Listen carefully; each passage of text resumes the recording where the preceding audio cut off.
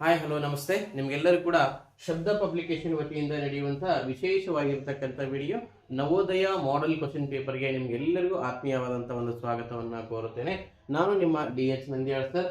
ಇವತ್ತಿನ ದಿವಸ ಶಬ್ದ ಪಬ್ಲಿಕೇಶನ್ ವತಿಯಿಂದ ವಿಶೇಷವಾಗಿರ್ತಕ್ಕಂಥ ನವೋದಯ ಹಂತಕ್ಕೆ ಸಂಬಂಧಪಟ್ಟಿರ್ತಕ್ಕಂಥ ಗಣಿತ ಪ್ರಶ್ನೆ ಪತ್ರಿಕೆಯ ಮಾದರಿ ಪ್ರಶ್ನೆ ಪತ್ರಿಕೆಯಲ್ಲಿ ಮೊದಲ ಭಾಗವಾಗಿರ್ತಕ್ಕಂಥ ಗಣಿತಕ್ಕೆ ಸಂಬಂಧಪಟ್ಟಂತಹ 20 ಪ್ರಶ್ನೆಗಳನ್ನ ನಿಮಗೆ ವಿಶೇಷವಾಗಿ ಯಾವ ತರನಾಗಿ ಬಿಡಿಸಬೇಕು ಅನ್ನೋದನ್ನ ಕಂಪ್ಲೀಟ್ ಆಗಿ ಈ ವಿಡಿಯೋದಲ್ಲಿ ನಾನು ನಿಮಗೆ ಹೇಳ್ತಾ ಇದ್ದೇನೆ. ಶಬ್ದ ಪಬ್ಲಿಕೇಶನ್ ವತಿಯಿಂದ ತಯಾರಾಗಿರ್ತಕ್ಕಂಥ ನವೋದಯ ಹಂಟ್ ಪ್ರಶ್ನೆ ಪತ್ರಿಕೆ ಕರ್ನಾಟಕ ರಾಜ್ಯದಲ್ಲಿನೇ ಅತಿ ಹೆಚ್ಚು ಬೇಡಿಕೆ ಉಳ್ಳಂತ ಒಂದು ವಿಶೇಷವಾಗಿರ್ತಕ್ಕಂಥ ಪುಸ್ತಕ. ಪಠ್ಯಕ್ರಮದ ಒಂದು ವ್ಯಾಪ್ತಿಯಲ್ಲಿನೇ ರಚನೆ ಆಗಿರ್ತಕ್ಕಂಥ ವಿಶೇಷ ಪುಸ್ತಕವಾಗಿದ್ದು, ಈ ಪುಸ್ತಕವನ್ನ ಯಾರೆಲ್ಲ ಯೂಸ್ ಮಾಡ್ತಾ ಇದ್ರಲ್ಲ ಅವ್ರಿಗೆ ಈ ವಿಡಿಯೋಸ್ಗಳು ತುಂಬಾ ಯೂಸ್ ಆಗುತ್ತೆ. ಆಲ್ರೆಡಿ ನೀವು ನಿಮ್ಮ ಮಕ್ಕಳಿಗೆ ಈ ಒಂದು ಪ್ರಶ್ನೆ ಪತ್ರಿಕೆಯನ್ನ ಕೊಟ್ಟಿರ್ತೀರಿ. ಕೊಟ್ಟ ನಂತರ ಒಂದು ಗಣಿತ ವಿಷಯಕ್ಕೆ ಸಂಬಂಧಪಟ್ಟಂತ ಎಲ್ಲ ಒಂದು 20 ಪ್ರಶ್ನೆಗಳನ್ನ ಬಿಡಿಸುವ ಕೆಲಸವನ್ನ ನಾವಿಲ್ಲಿ ಮಾಡಿದ್ದೇವೆ. ಓಕೆ, ಈಗ ನೇರವಾಗಿ ಗಣಿತ ವಿಷಯಕ್ಕೆ ಸಂಬಂಧಪಟ್ಟಂತಹ ವಿಶ್ಲೇಷಣೆಯನ್ನ ನೋಡೋಣ.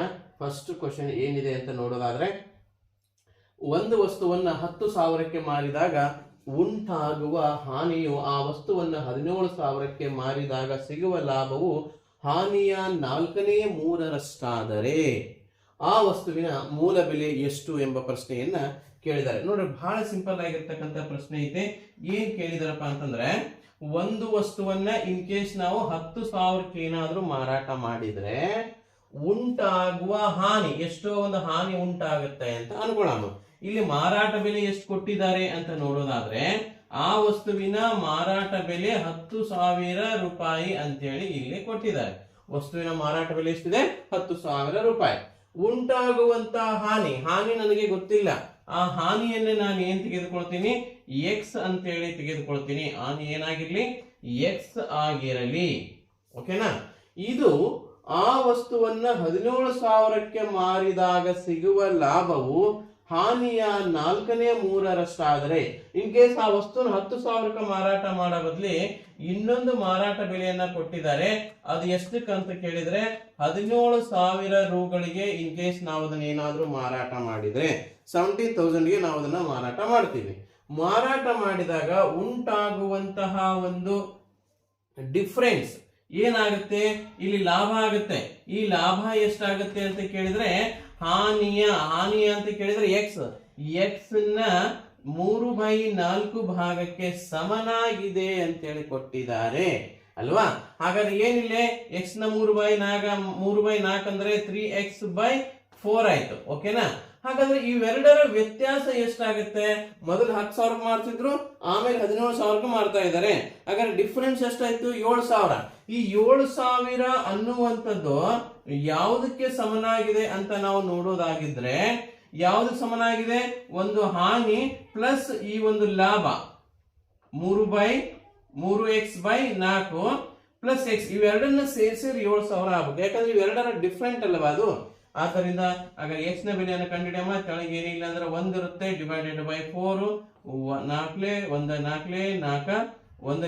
4x plus 3x is equal to 7x divided by 4 ಅಲ್ವಾ?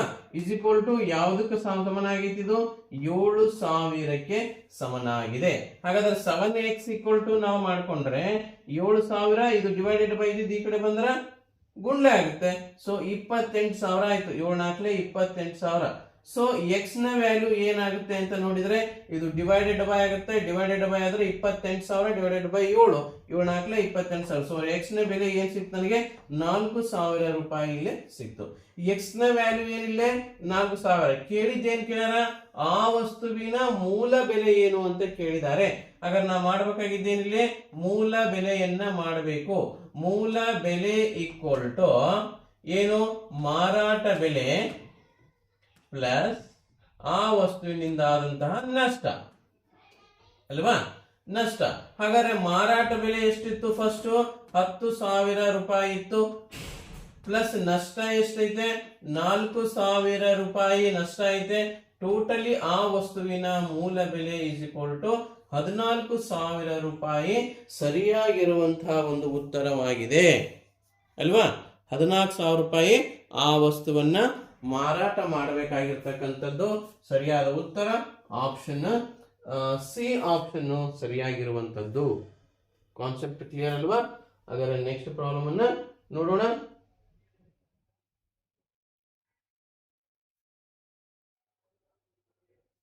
ನೆಕ್ಸ್ಟ್ ಪ್ರಾಬ್ಲಮ್,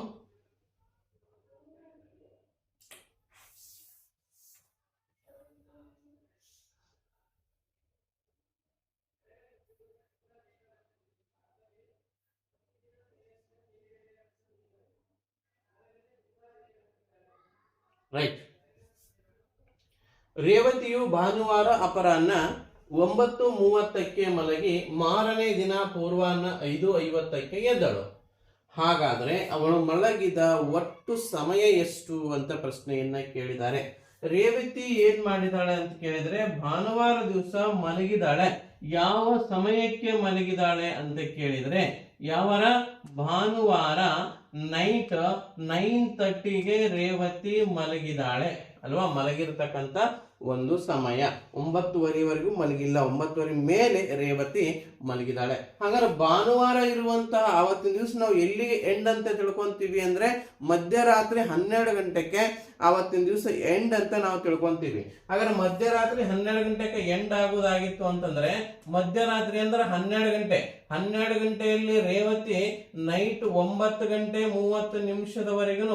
ಮಲಗಿಲ್ಲ, 9:30 ನಂತರ ಮಲಗಿದಾಳೆ. ರೈಟ್. ಹಾಗಾದ್ರೆ ಇವರಲ್ಲಿ ಭಾನುವಾರ ದಿವಸ ಎಷ್ಟು ಗಂಟೆ ಮಲಗಿದ್ಲು ನೋಡೋಣ. ಇದು 60 ಆಗುತ್ತೆ. ನಾನು ಇಲ್ಲಿಂದ ಕ್ರಾಸ್ 1 ಅವರ್ ಅನ್ನ ತೆಗೆದುಕೊಳ್ತೀನಿ. 1 ಅವರ್ ಅಂದ್ರೆ 60 ನಿಮಿಷ. ನೆಕ್ಸ್ಟ್ ಇದು 12 ಗಂಟೆ ಇದ್ದಿದ್ದು 11 ಗಂಟೆ ಆಯ್ತು ಅಲ್ವಾ? 60ರಲ್ಲಿ 30 ಹೋದ್ರೆ 30, 11ರಲ್ಲಿ 9 ಹೋದ್ರೆ 2 ಗಂಟೆ 30 ನಿಮಿಷಗಳ ಕಾಲ ಭಾನುವಾರ ದಿವಸ ಮಲಗಿಕೊಂಡಳು.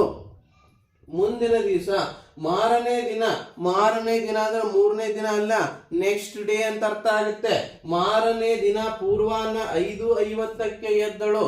ಅಂದ್ರೆ ಬಿಫೋರ್ ಅಂದ್ರೆ ನಾವು ಮಾರ್ನಿಂಗ್ ಭಾನುವಾರ ಆದ್ಮೇಲೆ ಬರುವಂತದ್ದು ಯಾವುದು? ಸೋಮವಾರ. ಸೋಮವಾರ ದಿವಸ ಎದ್ದೇಳ್ತಾಳ. ಎಷ್ಟು ಗಂಟೆಗೆ ಕೇಳ್ತಾಳ? 5:50 ಎದ್ದೇಳ್ತಾಳೆ. ಸೊ 2 ಸೇರಿಸಿದ್ರೆ 80, 5, 2, 7 ಗಂಟೆ 80 ನಿಮಿಷಗಳ ಕಾಲ ಒಟ್ಟು ನಿದ್ರಿಸುತ್ತಾಳೆ. ಹಾಗಾದ್ರೆ 7 ಗಂಟೆ 80 ನಿಮಿಷ ಅಂತ ಹೇಳಕ್ ಬರಲ್ಲ. ಯಾವತ್ತೂ ಕೂಡ ನಿಮಿಷ ಏನಾದ್ರೂ 59 ದಾಟಿತು ಅಂತಂದ್ರೆ ಅದನ್ನ ನಾವು ಗಂಟೆಗೆ ಪರಿವರ್ತನೆ ಮಾಡಬೇಕು ಅಲ್ವಾ? 59 ಸೆಕೆಂಡ್ ದಾಟಿತು, 60 ಸೆಕೆಂಡ್ ಆಯ್ತು ಅಂತಂದ್ರೆ 60 ಸೆಕೆಂಡ್ ಅಂದ್ರೆ ನಾನು ಅದನ್ನ 1 ನಿಮಿಷ ಅಂತೇಳಿ ಕನ್ಸಿಡರ್ ಮಾಡಬೇಕು. ಹಾಗಾದ್ರೆ 80 ನಿಮಿಷದಲ್ಲಿ 60 ನಿಮಿಷಗಳನ್ನ ತೆಗಿತೀನಿ. 60 ನಿಮಿಷ ಅಂದ್ರೆ ಏನು? 1 ಗಂಟೆ ಅಲ್ವಾ? ಆ 1 ಗಂಟೆನ ಇಲ್ಲಿ ಸೇರಿಸ್ತೀನಿ. ಹಾಗಾದ್ರೆ 7 ಇದ್ದಿದ್ದು ಏನಾಯ್ತು? 8 ಆಯ್ತು. ಈಗ 80ರಲ್ಲಿ 60 ಹೋದ್ರೆ 20 ಆಯ್ತು. 8 ಗಂಟೆ 20 ನಿಮಿಷಗಳ ಕಾಲ ರೇವತಿಯು ಆ ಒಂದು ದಿನದಲ್ಲಿ ಮಲಗುತ್ತಾಳೆ. ಓಕೆ, ಕಾನ್ಸೆಪ್ಟ್ ಕ್ಲಿಯರ್ ಅನ್ಕೊಂತೀನಿ. ಮುಂದಿನ ಸಮಸ್ಯೆಯನ್ನು ನೋಡೋಣ.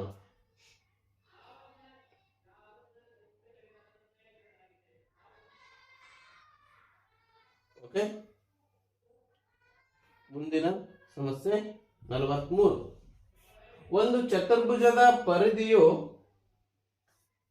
36 ಮೀಟರ್ ಇದ್ದು ಅದರ ಉದ್ದವು ಅಗಲದ 2ರಷ್ಟು ಇದ್ದರೆ ಆ ಆಕೃತಿಯ ಕ್ಷೇತ್ರಫಲ ಎಷ್ಟು ಅಂತ ಕೇಳಿದ್ದಾರೆ. ಪರಿಧಿ ಅಂತಂದ್ರೆ ಸುತ್ತಳತೆ. ಸುತ್ತಳತೆಗೆ ನಾವೇನ್ ಕರಿತೀವಿ? ಪರಿಧಿ ಅಂತೇಳಿ ಕರಿತೀವಿ. ಒಂದು ಚತುರ್ಭುಜ ಐತಂತೆ. ಆ ಚತುರ್ಭುಜದ ಒಂದು ಪರಿಧಿಯು ಎಷ್ಟಿದೆ ರೌಂಡ್ ಮಾಡಿದ್ರೆ 36 ಮೀಟರ್ ಇದೆ ಅಂತ ಅವರಲ್ಲಿ ತೋರ್ಸ್ಲಿಕ್ಕತ್ತಾರ. ಒಂದು ಚತುರ್ಭುಜದ ಪರಿಧಿ ಎಷ್ಟೈತೆ? 36 ಮೀಟರ್. ಇದೆಲ್ಲವನ್ನ ಕೂಡಿಸಿದ್ರೆ 36 ಮೀಟರ್ ಆಗ್ತಾ ಇದೆ. ಇದ್ದು ಅದರ ಉದ್ದವು ಅಗಲದ 2ರಷ್ಟಿದ್ರೆ, ಇನ್ ಕೇಸ್ ಉದ್ದ ಎಷ್ಟೈತಪ್ಪ ಅಂದ್ರೆ ಅಗಲ x ಆಗಿತ್ತು ಅಂತಂದ್ರೆ ಉದ್ದ 2x ಆಗಿರ್ತೈತೆ. ಯಾಕಂದ್ರೆ ಉದ್ದವು ಅಗಲದ 2ರಷ್ಟಿದ್ರೆ ಅಗಲ x ಇಲ್ಲಿ. ಓಕೆ, ಅಗಲ x ಆದ್ರೆ ಉದ್ದ ಏನಾಗುತ್ತೆ? 2x ಆಗಿರುತ್ತೆ. ಆ ಆಕೃತಿಯ ಕ್ಷೇತ್ರಫಲವನ್ನ ಕಂಡುಹಿಡಿಯಿರಿ ಅಂತ ಹೇಳಿದ್ದಾರೆ. ಕ್ಷೇತ್ರಫಲ ಅಂದ ತಕ್ಷಣ ನಮಗೆ ನೆನಪಾಗುವಂತದ್ದು ಅದರ ಒಂದು ಸೂತ್ರವನ್ನ ನಾವು ನೆನಪು ಮಾಡ್ಕೊಂತೀವಿ. ಕ್ಷೇತ್ರಫಲ ಇಸ್ ಈಕ್ವಲ್ ಟು ಉದ್ದ ಇಂಟು ಅಗಲ. ಉದ್ದ ಇಂಟು ಅಗಲ. ಈ ಫಾರ್ಮುಲಾ, ಈ ಒಂದು ಸೂತ್ರವನ್ನ ನಾವಿಲ್ಲಿ ಬಳಕೆ ಮಾಡ್ತೀವಿ. ಹಾಗಾದ್ರೆ ನನಗೆ ಉದ್ದ ಇಂಟು ಅಗಲ ಆಗಬೇಕಾಗಿತ್ತು ಅಂತಂದ್ರೆ ಆ ಒಂದು ಉದ್ದನೂ ಗೊತ್ತಿಲ್ಲ ಅಗಲನೂ ಗೊತ್ತಿಲ್ಲ ಕ್ಷೇತ್ರಫಲ ಕಂಡುಹಿಡಿಬೇಕಾದ್ರೆ. ಹಾಗಾದ್ರೆ ಸುತ್ತಳತೆ ಕೊಟ್ಟಿದ್ದಾರೆ, ಸುತ್ತಳತೆ ಇಟ್ಕೊಂಡು ನಾನು ಉದ್ದ ಅಗಲವನ್ನ ಮಾಡ್ಕೊಳಕ್ ಬರುತ್ತೆ. ನೋಡೋಣ. ಹಾಗಾದ್ರೆ ಸುತ್ತಳತೆ ಇಸ್ ಈಕ್ವಲ್ ಟು ಫಾರ್ಮುಲಾ ನಾವಿಲ್ಲಿ ಬಳಕೆ ಮಾಡ್ತೀವಿ. ಸುತ್ತಳತೆ is equal to 2 into bracket ಉದ್ದ ಪ್ಲಸ್ ಅಗಲ ಫಾರ್ಮುಲಾವನ್ನು ನಾವಿಲ್ಲಿ ಬಳಸ್ತೀವಿ. ಓಕೆ, ಉದ್ದ ಪ್ಲಸ್ ಅಗಲ ಅಂತ ಕೊಟ್ಟಾಗ ಸುತ್ತಳತೆ ಕೊಟ್ಟಿದ್ದಾರೆ 36 ಮೀಟರ್ ಅಂತ. 2 ಇಂಟು ಬ್ರಾಕೆಟ್ ಒಂದು ಎಕ್ಸ್ ಆಗೈತೆ, ಇನ್ನೊಂದು 2x ಆಗೈತೆ ಅಲ್ವಾ? ಎಕ್ಸ್ ಆಗೈತೆ, ಇನ್ನೊಂದು 2x ಆಗೈತೆ. ಸರಿ, ಹಾಗಾದ್ರೆ 2 into bracket 2x plus 2x ಅಂತಂದ್ರೆ 3x ಆಯ್ತು. 3x is equal to 36. 36 is equal to 3 6x ಆಯ್ತು. x ನ ಬೆಲೆ ಮಾಡಿದ್ರೆ 36 ಡಿವೈಡೆಡ್ ಬೈ 6. 6 ಒಂದಲೇ 6 6ಲೇ x ಇಸ್ ಈಕ್ವಲ್ ಟು 6 ಮೀಟರ್ಗಳು ನನಗೆ x ನ ಬೆಲೆ ಸಿಕ್ತು. ಮುಂದೇನ್ ಮಾಡೋದಾಗರ x ನ ಬೆಲೆ ಸಿಕ್ಕಾಗ ನಾವೇನ್ ಅನ್ಕೊಂಡಿದ್ವಿ, x ಇಸ್ ಈಕ್ವಲ್ ಟು 6 ಆಗಿತ್ತು. x ನ ಬೆಲೆ ನಮ್ಗೆ ಸಿಕ್ತು. ಹಾಗಾದ್ರೆ 2x ನ ಬೆಲೆ ಎಷ್ಟಾಗುತ್ತೆ? 6ರ 2ರಷ್ಟು 12 ಮೀಟರ್ ಆಯ್ತು. ಉದ್ದ ಸಿಕ್ತು, ಅಗಲ ಸಿಕ್ತಲ್ಲ. ಇವೆರಡನ್ನ ತೆಗೆದುಕೊಂಡು ನಾನು ಕ್ಷೇತ್ರಫಲದಲ್ಲಿ ಹಾಕ್ತೀನಿ. ಈಗ ಏನು, ಒಂದು ಉದ್ದ 6 ಅಗಲ 12. ಏನ್ ಕೊಟ್ಟಿದ್ದಾರೆ? ಉದ್ದವು ಅಗಲದ 2ರಷ್ಟಿದೆ. ಅಂದ್ರೆ ಅಗಲ x ಆಗಿತ್ತು ಅಂತಂದ್ರೆ ಉದ್ದ ಏನಾಗುತ್ತೆ? 2x ಆಗಿರ್ತೈತೆ ಅಲ್ವಾ? ಅದ್ರ ಬೆಲೆ ನಮ್ಗೆ ಸಿಕ್ಕಿದೆ. ಏನ್ ಸಿಕ್ಕಿದೆ? x ಅಂದ್ರೆ 6 ಅಂತ ಸಿಕ್ಕಿದೆ. ಅಗಲ ಎಷ್ಟು ಸಿಕ್ಕಿದೆ ನಮಗಿಲ್ಲಿ? 12 ಅಂತ ಸಿಕ್ಕಿದೆ. ಇವೆರಡರ ಗುಣಲಬ್ಧ 72 ಚದರ ಮೀಟರ್ಗಳು ಸರಿಯಾಗಿರುವಂತಹ ಒಂದು ಆನ್ಸರ್ ಆಗಿರ್ತೈತೆ. ವಿಸ್ತೀರ್ಣವನ್ನ ಯಾವಾಗ್ಲೂ ಚದರಮಾನದಲ್ಲಿ ಅಳತೆ ಮಾಡ್ತಾರೆ. ಆದ್ದರಿಂದ ಸರಿಯಾದ ಉತ್ತರ 72 ಚದರ ಮೀಟರ್. ಆಪ್ಷನ್ ಡಿ ಸರಿಯಾಗಿರುವಂತಹ ಒಂದು ಉತ್ತರ. ಮುಂದಿನ ಸಮಸ್ಯೆಯನ್ನ ನೋಡೋಣ. ಪ್ರಶ್ನೆ ಸಂಖ್ಯೆ 44. 100 ಪುಟಗಳ ಒಂದು ಪುಸ್ತಕಕ್ಕೆ ಪುಟ ಸಂಖ್ಯೆಗಳನ್ನು ಕೊಡಲು ಎಷ್ಟು ಅಂಕಿಗಳು ಬೇಕಾಗುತ್ತವೆ ಅಂತ ಕೇಳಿದ್ದಾರೆ. ಹೆಂಗ ಸ್ವಲ್ಪ ಬಹಳ ಈಸಿ ಆಗಿರ್ತಕ್ಕಂಥ ಪ್ರಶ್ನೆ ಐತೆ. ಏನು, 100 ಪುಟಗಳು ಒಂದು ಪುಸ್ತಕ ಇದೆ, ಅದರಲ್ಲಿ 100 ಪುಟಗಳು ಇರ್ತಕ್ಕಂಥ ಒಂದು ಪುಸ್ತಕ ಇದೆ. ಹಾಗಾದ್ರೆ ಸಿಂಗಲ್ ಡಿಜಿಟ್ ಆಗಿ ನಂಬರ್ಸ್ ಗಳು ನಮಗೆ ಬೇಕಾಗ್ಯಾವ. ಎಷ್ಟು ನಂಬರ್ಸ್ ಇದ್ರೆ ನಾವು ಅದನ್ನ ಹಾಕ್ಬಹುದು. ಹೆಂಗ, ಈ ಎಕ್ಸಾಂಪಲ್ 1 ಅಂತ ಬರೀಬೇಕಾಗಿತ್ತು ಅಂದ್ರೆ ಒಂದೇ ನಂಬರ್ ಸಾಕು. 2 ಅಂತ ಬರೀಲಿಕ್ಕೆ 2 ನಂಬರ್ಸ್ ಅಂದ್ರೆ 1 ನಂಬರ್ ಸಾಕಾಗುತ್ತೆ. 3 ಅಂತ ಬರೀಬೇಕಾದ್ರೆ ಒಂದೇ ನಂಬರ್ ಸಾಕಾಗುತ್ತೆ. ಅದೇ 11 ಅಂತ ಬರೀಬೇಕಾಗಿತ್ತು ಅಂದ್ರೆ 2 ನಂಬರ್ ಬೇಕಾಗುತ್ತೆ. 96 ಬರೀಬೇಕಾಗಿತ್ತು ಅಂದ್ರೆ 2 ನಂಬರ್ ಬೇಕಾಗುತ್ತೆ. 100 ಅಂತ ಬರೀಬೇಕಾದ್ರೆ 3 ನಂಬರ್ ಬೇಕಾಗುತ್ತೆ. ಈ ತರನಾಗಿ 100 ಪುಟಗಳ ಒಂದು ಪುಸ್ತಕಕ್ಕೆ ನಾನು ನಂಬರ್ಸ್ ಹಾಕಬೇಕಾಗಿತ್ತು ಅಂದ್ರೆ ಎಷ್ಟು ನಂಬರ್ ಬೇಕಾಕವು ಅನ್ನುವಂಥದ್ದು ಪ್ರಶ್ನೆ. ಬಹಳ ಈಸಿ ಆಗಿರ್ತಕ್ಕಂಥದ್ದು. ನೋಡ್ರಿ, 100 ಪುಟಗಳ ಸಂಖ್ಯೆ ಐತೆ. ಅಲ್ಲಿ 1ರಿಂದ 9ರವರೆಗೆ ಇರುವಂತಹ ಒಂದು ಸಂಖ್ಯೆಗಳನ್ನ ನೀನು ಪುಟ ಸಂಖ್ಯೆಗಳನ್ನ ಬರಿಬೇಕಾಗಿತ್ತು ಅಂತಂದ್ರೆ ಅಲ್ಲಿ ಕೇವಲ 9 ಡಿಜಿಟ್ ನೀನು ಸಾಕಾಗುತ್ತೆ. 1 2 3 4 5 6 7 8 9 ಅಲ್ವಾ? Single digit number. ಕೇವಲ 9 ಅಂಕಿಗಳಾದ್ರೆ ನಿನ್ ಕೆಲಸ ಮುಗೀತು. ಆದ್ರೆ ನೆಕ್ಸ್ಟ್ ನೀನು 10ರಿಂದ ಎಲ್ಲಿವರೆಗೂ 99ರವರೆಗೆ 2 ಅಂಕಿಯ ಒಟ್ಟು ಸಂಖ್ಯೆಗಳು ಬರ್ತಾವ. ನೋಡ್ರಿ, ಇಲ್ಲಿ 2 ಅಂಕಿಯ ಒಟ್ಟು ಸಂಖ್ಯೆಗಳು ಎಷ್ಟಾಗ್ತವೆ? 90 ಅಲ್ವಾ? 2 ಅಂಕಿ ಒಟ್ಟು ಸಂಖ್ಯೆಗಳು 90. ಪ್ರತಿಯೊಂದರಾಗೂ 2 ನಂಬರ್ ಬೇಕಾಗುತ್ತೆ. 11ರಲ್ಲಿ 2, 12ರಲ್ಲಿ 2, 13ರಲ್ಲಿ 2, 14ರಲ್ಲಿ 2, ಈ ತರ 99 ತನಕ 2 ನಂಬರ್ ಬೇಕಾಗುತ್ತೆ. ಅಂದ್ರೆ ಒಟ್ಟು ಸಂಖ್ಯೆಗಳು 90, ಪ್ರತಿಯೊಂದರಲ್ಲಿ 2 ಅಂಕಿ ಬೇಕಾಗುತ್ತೆ. ಸೊ 9 2 18, 180 ಅಂಕಿಗಳು ನಮಗಲ್ಲಿ ಬೇಕಾಗುತ್ತೆ ಅಲ್ವಾ? ಸರಿ, ಹಾಗಾದ್ರೆ ನೆಕ್ಸ್ಟ್ ನೋಡುವಂತದ್ದನ್ನ ನೋಡೋಣ. 100 ಅಂತ ಬರೀಬೇಕಾಗಿತ್ತು. ಲಾಸ್ಟ್ ನಂಬರ್ 100 ಬರಿಬೇಕಾದ್ರೆ ನಮಗೆ 3 ಅಂಕಿಗಳು ನಮಗೆ ಅವಶ್ಯಕತೆ ಇದೆ. ಹಾಗಾದ್ರೆ 9 ಅನ್ನುವಂತ 9 ಸಿಂಗಲ್ ಬೇಕು, 180 ಇಲ್ಲಿ ಬೇಕು, 3 100 ಬರಿಬೇಕಾದ್ರೆ ಬೇಕು. ಟೋಟಲಿ 180 ಪ್ಲಸ್ 9 189, 192 ಅಂಕಿಗಳ ಅವಶ್ಯಕತೆ ನಮಗೆ ಇಲ್ಲಿ ಇದೆ. ಆದ್ದರಿಂದ ಸರಿಯಾದ ಉತ್ತರ 192 ಸರಿಯಾಗಿರುವಂತಹ ಒಂದು ಉತ್ತರವಾಗಿದೆ. ಮುಂದಿನ ಲೆಕ್ಕವನ್ನ ನೋಡೋಣ. ಪ್ರಶ್ನೆ ಸಂಖ್ಯೆ 45. 6/625 ದಶಮಾಂಶ ರೂಪ ಏನು ಅಂತ ಕೇಳ್ಯಾರ. ಪ್ರತಿ ನವೋದಯ ಪ್ರಶ್ನೆ ಪತ್ರಿಕೆಯಲ್ಲಿ ದಶಮಾಂಶ ರೂಪಕ್ಕೆ ಸಂಬಂಧಪಟ್ಟಂತೆ ಒಂದು ಪ್ರಶ್ನೆಯನ್ನ ಕಡ್ಡಾಯವಾಗಿ ಕೇಳ್ತಾರೆ. ಸಾಧ್ಯವಾದಷ್ಟು ಭಿನ್ನ ರಾಶಿಯಿಂದ ದಶಮಾಂಶಕ್ಕೆ, ದಶಮಾಂಶದಿಂದ ಭಿನ್ನ ರಾಶಿಗೆ ವರ್ಗಾವಣೆ ಮಾಡೋದನ್ನ ಎಲ್ಲಾ ಮಕ್ಕಳು ಕೂಡ ಇದನ್ನ ಅಭ್ಯಾಸ ಮಾಡಲೇಬೇಕು. ಏನ್ ಕೇಳಿದರೆ 6/625 ದಶಮಾಂಶ ರೂಪ ಏನಾಗುತ್ತೆ ಅಂತೇಳಿ. 6/625 ನಾನು ದಶಮಾಂಶ ರೂಪದಲ್ಲಿ ಬರಿಬೇಕಾಗಿತ್ತು ಅಂತಂದ್ರೆ ಯಾವ ತರ ಬರೀಬೇಕು? ಇದಕ್ಕಿರುವಂತಹ ಮಾರ್ಗ ಅಂತಂದ್ರೆ ಭಾಗಾಕಾರ ವಿಧಾನವೇ ಅಲ್ವಾ. ಕಾಮನ್ ಆಗಿ ನೀವೆಲ್ಲರೂ ಕಲ್ತಿರ್ತಕ್ಕಂಥ ಭಾಗಾಕಾರ ವಿಧಾನ. 6 625 ಭಾಗಿಸ್ಬೇಕಾಗೈತೆ. 6 ಯಾವ್ದರಿಂದ ಭಾಗಿಸ್ಬೇಕಾಗೈತೆ? ನಾವು 625 ಭಾಗಿಸ್ಬೇಕಾಗೈತೆ ಅಲ್ವಾ. 625ಕ್ಕಿಂತಲೂ 6 ಚಿಕ್ಕ ಸಂಖ್ಯೆ ಆದ್ದರಿಂದ ನಾವು ಏನ್ ಮಾಡ್ತೀವಿ, ಇದು ಹತ್ತುದಿಲ್ಲ ಅಂತಂದ್ರೆ ಚಿಕ್ಕದಾಗುತ್ತೆ ಅನ್ನೋದ ಒಂದು 0 ಕೊಡ್ತೀವಿ. ಒಂದು 0 ಕೊಟ್ಟು ಒಂದು ಪಾಯಿಂಟ್ ಕೊಟ್ಟಾಗ, ಒಂದು ಒಂದು 0 ನಮ್ಗೆ ಏನ್ ಸಿಗುತ್ತಾ? ಫ್ರೀ ಹಿಟ್ ಆಗಿ ಸಿಗುತ್ತೆ ಅಲ್ವಾ. ಪ್ರತಿ ಸಲ ಒಂದು ಪಾಯಿಂಟ್ ಕೊಟ್ಟೆ ಅಂತಂದ್ರೆ 1 0 ನಾವು ತಗೋಬಹುದು ಅಲ್ವಾ. ಅದಾದ್ಮೇಲೆ ಪಾಯಿಂಟ್ ಕೊಟ್ಟ ಮೇಲೆ ಪ್ರತಿ ಸ್ಟೆಪ್ಗೂ ಕೂಡ ಒಂದೊಂದು ಪಾಯಿಂಟ್, ಒಂದು 0 ನಾವೇನ್ ಮಾಡಬಹುದು? ತಗೋಬಹುದು. ರೈಟ್. ಹಾಗಾದ್ರೆ ಇವಾಗೂ ಕೂಡ ಚಿಕ್ಕದಾಯ್ತು, ಅವಾಗ ಏನ್ ಮಾಡ್ತೀವಿ? 0 ಕೊಡ್ತೀರಿ, ಮತ್ತೊಂದು 0 ತಗೊಂತೀರಿ. ಇವಾಗೂ ಚಿಕ್ಕದಾಯ್ತು, ಮತ್ತೆ 0 ಕೊಡ್ತೀರಿ, ಮತ್ತೊಂದು 0 ತಗೊಂತೀರಿ. 6000 ಭಾಗಿಸ್ಬೇಕು. ನೋಡಿ, ನಿಮ್ಗೆ ಆಲ್ರೆಡಿ ಒಂದು ಕ್ಲಾರಿಟಿ ಸಿಕ್ಕಿರ್ತದೆ ಆನ್ಸರ್ ಏನ್ ಬರ್ಬೋದು ಅಂತ ಹೇಳಿ. 0.00 ಅಂತಂದಾಗ ಏದಲ್ಲಿ ಮಾತ್ರ ಆ ಸ್ಥಾನಗಳು ಕಾಣ್ತಾ ಹೊರತು ಉಳಿದ ಯಾವುದರಲ್ಲಿ ಕಾಣ್ತಾ ಇಲ್ಲ. ಸೊ ನಾವೀಗ ಆಲ್ರೆಡಿ ಡಿಸೈಡ್ ಮಾಡ್ಕೊಂಡ್ಬಿಡ್ಬೋದು ಆಪ್ಷನ್ ಏನೇ ಸರಿಯಾದ ಉತ್ತರ ಅಂತೇಳಿ. ಆದ್ರೂ ಕೂಡ ಕಂಪ್ಲೀಟ್ ಆಗಿ ಮಾಡಿ ನೋಡೋಣ.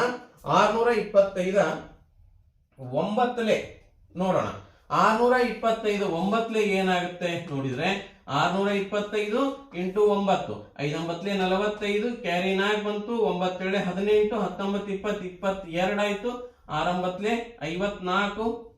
54, 54 55 56, 5625. 5625. ಹಾಗಾದ್ರೆ ಕಳೆದ್ರೆ 10ರಲ್ಲಿ 5 ಹೋದ್ರೆ 5, 7, 10ರಲ್ಲಿ 7 ಹೋದ್ರೆ 3, 1 ಅಲ್ಲ 0 ಅಲ್ವಾ. ಇವು 375 ಉಳಿತು. ನೆಕ್ಸ್ಟ್ 1 0 ನಾವು ಪ್ರತಿ ಸ್ಟೆಪ್ಪಿಗೆ ತಗೋಬಹುದಲ್ವಾ. 1 0 ತಗೊಂತೀನಿ. ಸೊ 625 6ನೇ ಕಂಪ್ಲೀಟ್ ಆಗಿ ಭಾಗ ಹೋಗುತ್ತೆ. 3750. ಆದ್ದರಿಂದ ಸರಿಯಾದಂತಹ ಉತ್ತರ ಏನಾಗುತ್ತೆ ಅಂದ್ರೆ 3750 ನಾವಿಲ್ಲಿ ಮೈನಸ್ ಮಾಡಿದ್ರೆ 0000.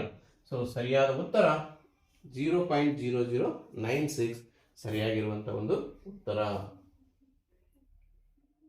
ನೆಕ್ಸ್ಟ್ ನೋಡೋಣ 46ನೇ ಪ್ರಶ್ನೆ. ಒಂದು ತ್ರಿಭುಜದ ಪಾದವು 8 ಸೆಂಟಿಮೀಟರ್ ಇದೆ, ಎತ್ತರ 6 ಸೆಂಟಿಮೀಟರ್ ಇದ್ರೆ ಆ ತ್ರಿಭುಜದ ವಿಸ್ತೀರ್ಣವನ್ನ ಕಂಡು ಹಿಡಿಯಿರಿ ಅಂತೇಳಿ ಹೇಳಿದ್ದಾರೆ. ಓಕೆ, ಲಂಬಕೋನ ತ್ರಿಭುಜದ ವಿಸ್ತೀರ್ಣವನ್ನ ನಾವೆಲ್ಲರೂ ಕೂಡ ನಮಗೆ ಗೊತ್ತಿರುವಂತದ್ದು 1/2 ಪಾದ ಇಂಟು ಎತ್ತರ. 1/2 ಪಾದ ಇಂಟು ಎತ್ತರ. ತ್ರಿಭುಜದ ವಿಸ್ತೀರ್ಣ ಇಸ್ ಈಕ್ವಲ್ ಟು 1/2 ಇಂಟು ಪಾದ ಇಂಟು ಎತ್ತರ ಫಾರ್ಮುಲಾವನ್ನ ನಾವು ಬಳಸ್ತೀವಿ.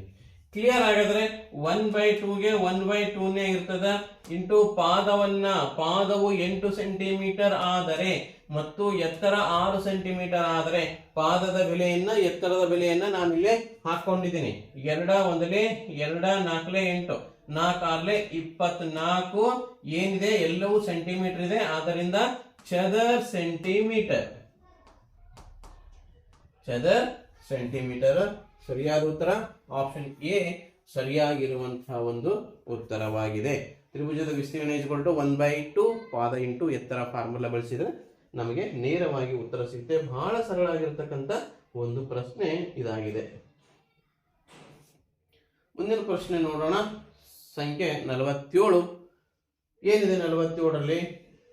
ಒಂದು ಕೋನವು ಅದರ ಪೂರಕ ಕೋನಕ್ಕೆ ಸಮವಿದ್ದರೆ ಆ ಕೋನದ ಅಳತೆ ಎಷ್ಟಾಗುತ್ತದೆ? ಪೂರಕ ಅಂತಂದ್ರೆ ಇದರ ಬಗ್ಗೆ ನಿಮಗೆ ಮಾಹಿತಿ ಇರಬೇಕು. ಪೂರಕ ಅಂದ್ರೆ ಏನಾಗುತ್ತೆ ಅಂತ ಹೇಳಿ.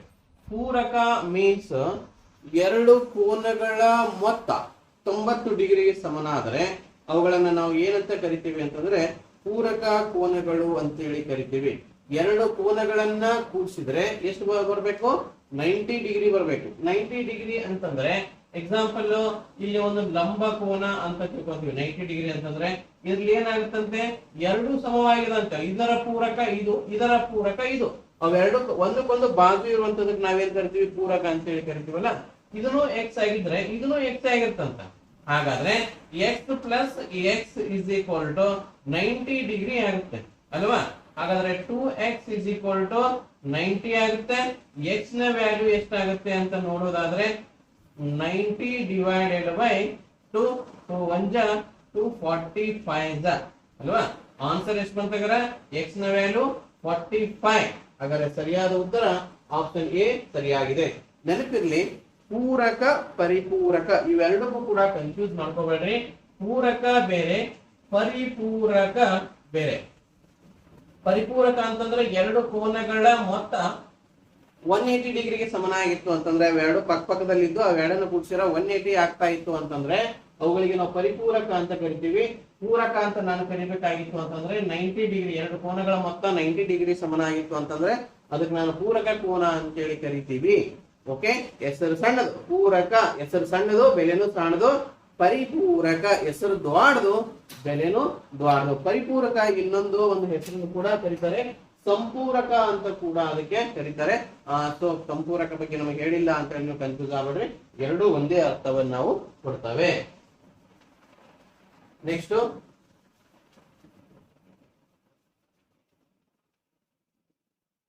ಒಂದು ಚತುರ್ಭುಜದ ಮೂರು ಕೋನಗಳು ಕ್ರಮವಾಗಿ 45 ಡಿಗ್ರಿ, 80 ಡಿಗ್ರಿ, 120 ಡಿಗ್ರಿ ಇದ್ದರೆ ನಾಲ್ಕನೇ ಕೋನದ ಅಳತೆ ಎಷ್ಟು ಅಂತ ಕೇಳಿದ್ದಾರೆ. ಹಾಗಾದ್ರೆ ಚತುರ್ಭುಜದ ಒಳಕೋನಗಳ ಮೊತ್ತ ಎಷ್ಟು ಅನ್ನೋದು ನಮ್ಗೆಲ್ಲರಿಗೂ ಗೊತ್ತಿರಬೇಕು. ಎಷ್ಟಿದೆ? 360 ಡಿಗ್ರಿ. ಯಾವುದೇ ಚತುರ್ಭುಜ ಇದ್ರೂ 360ನ?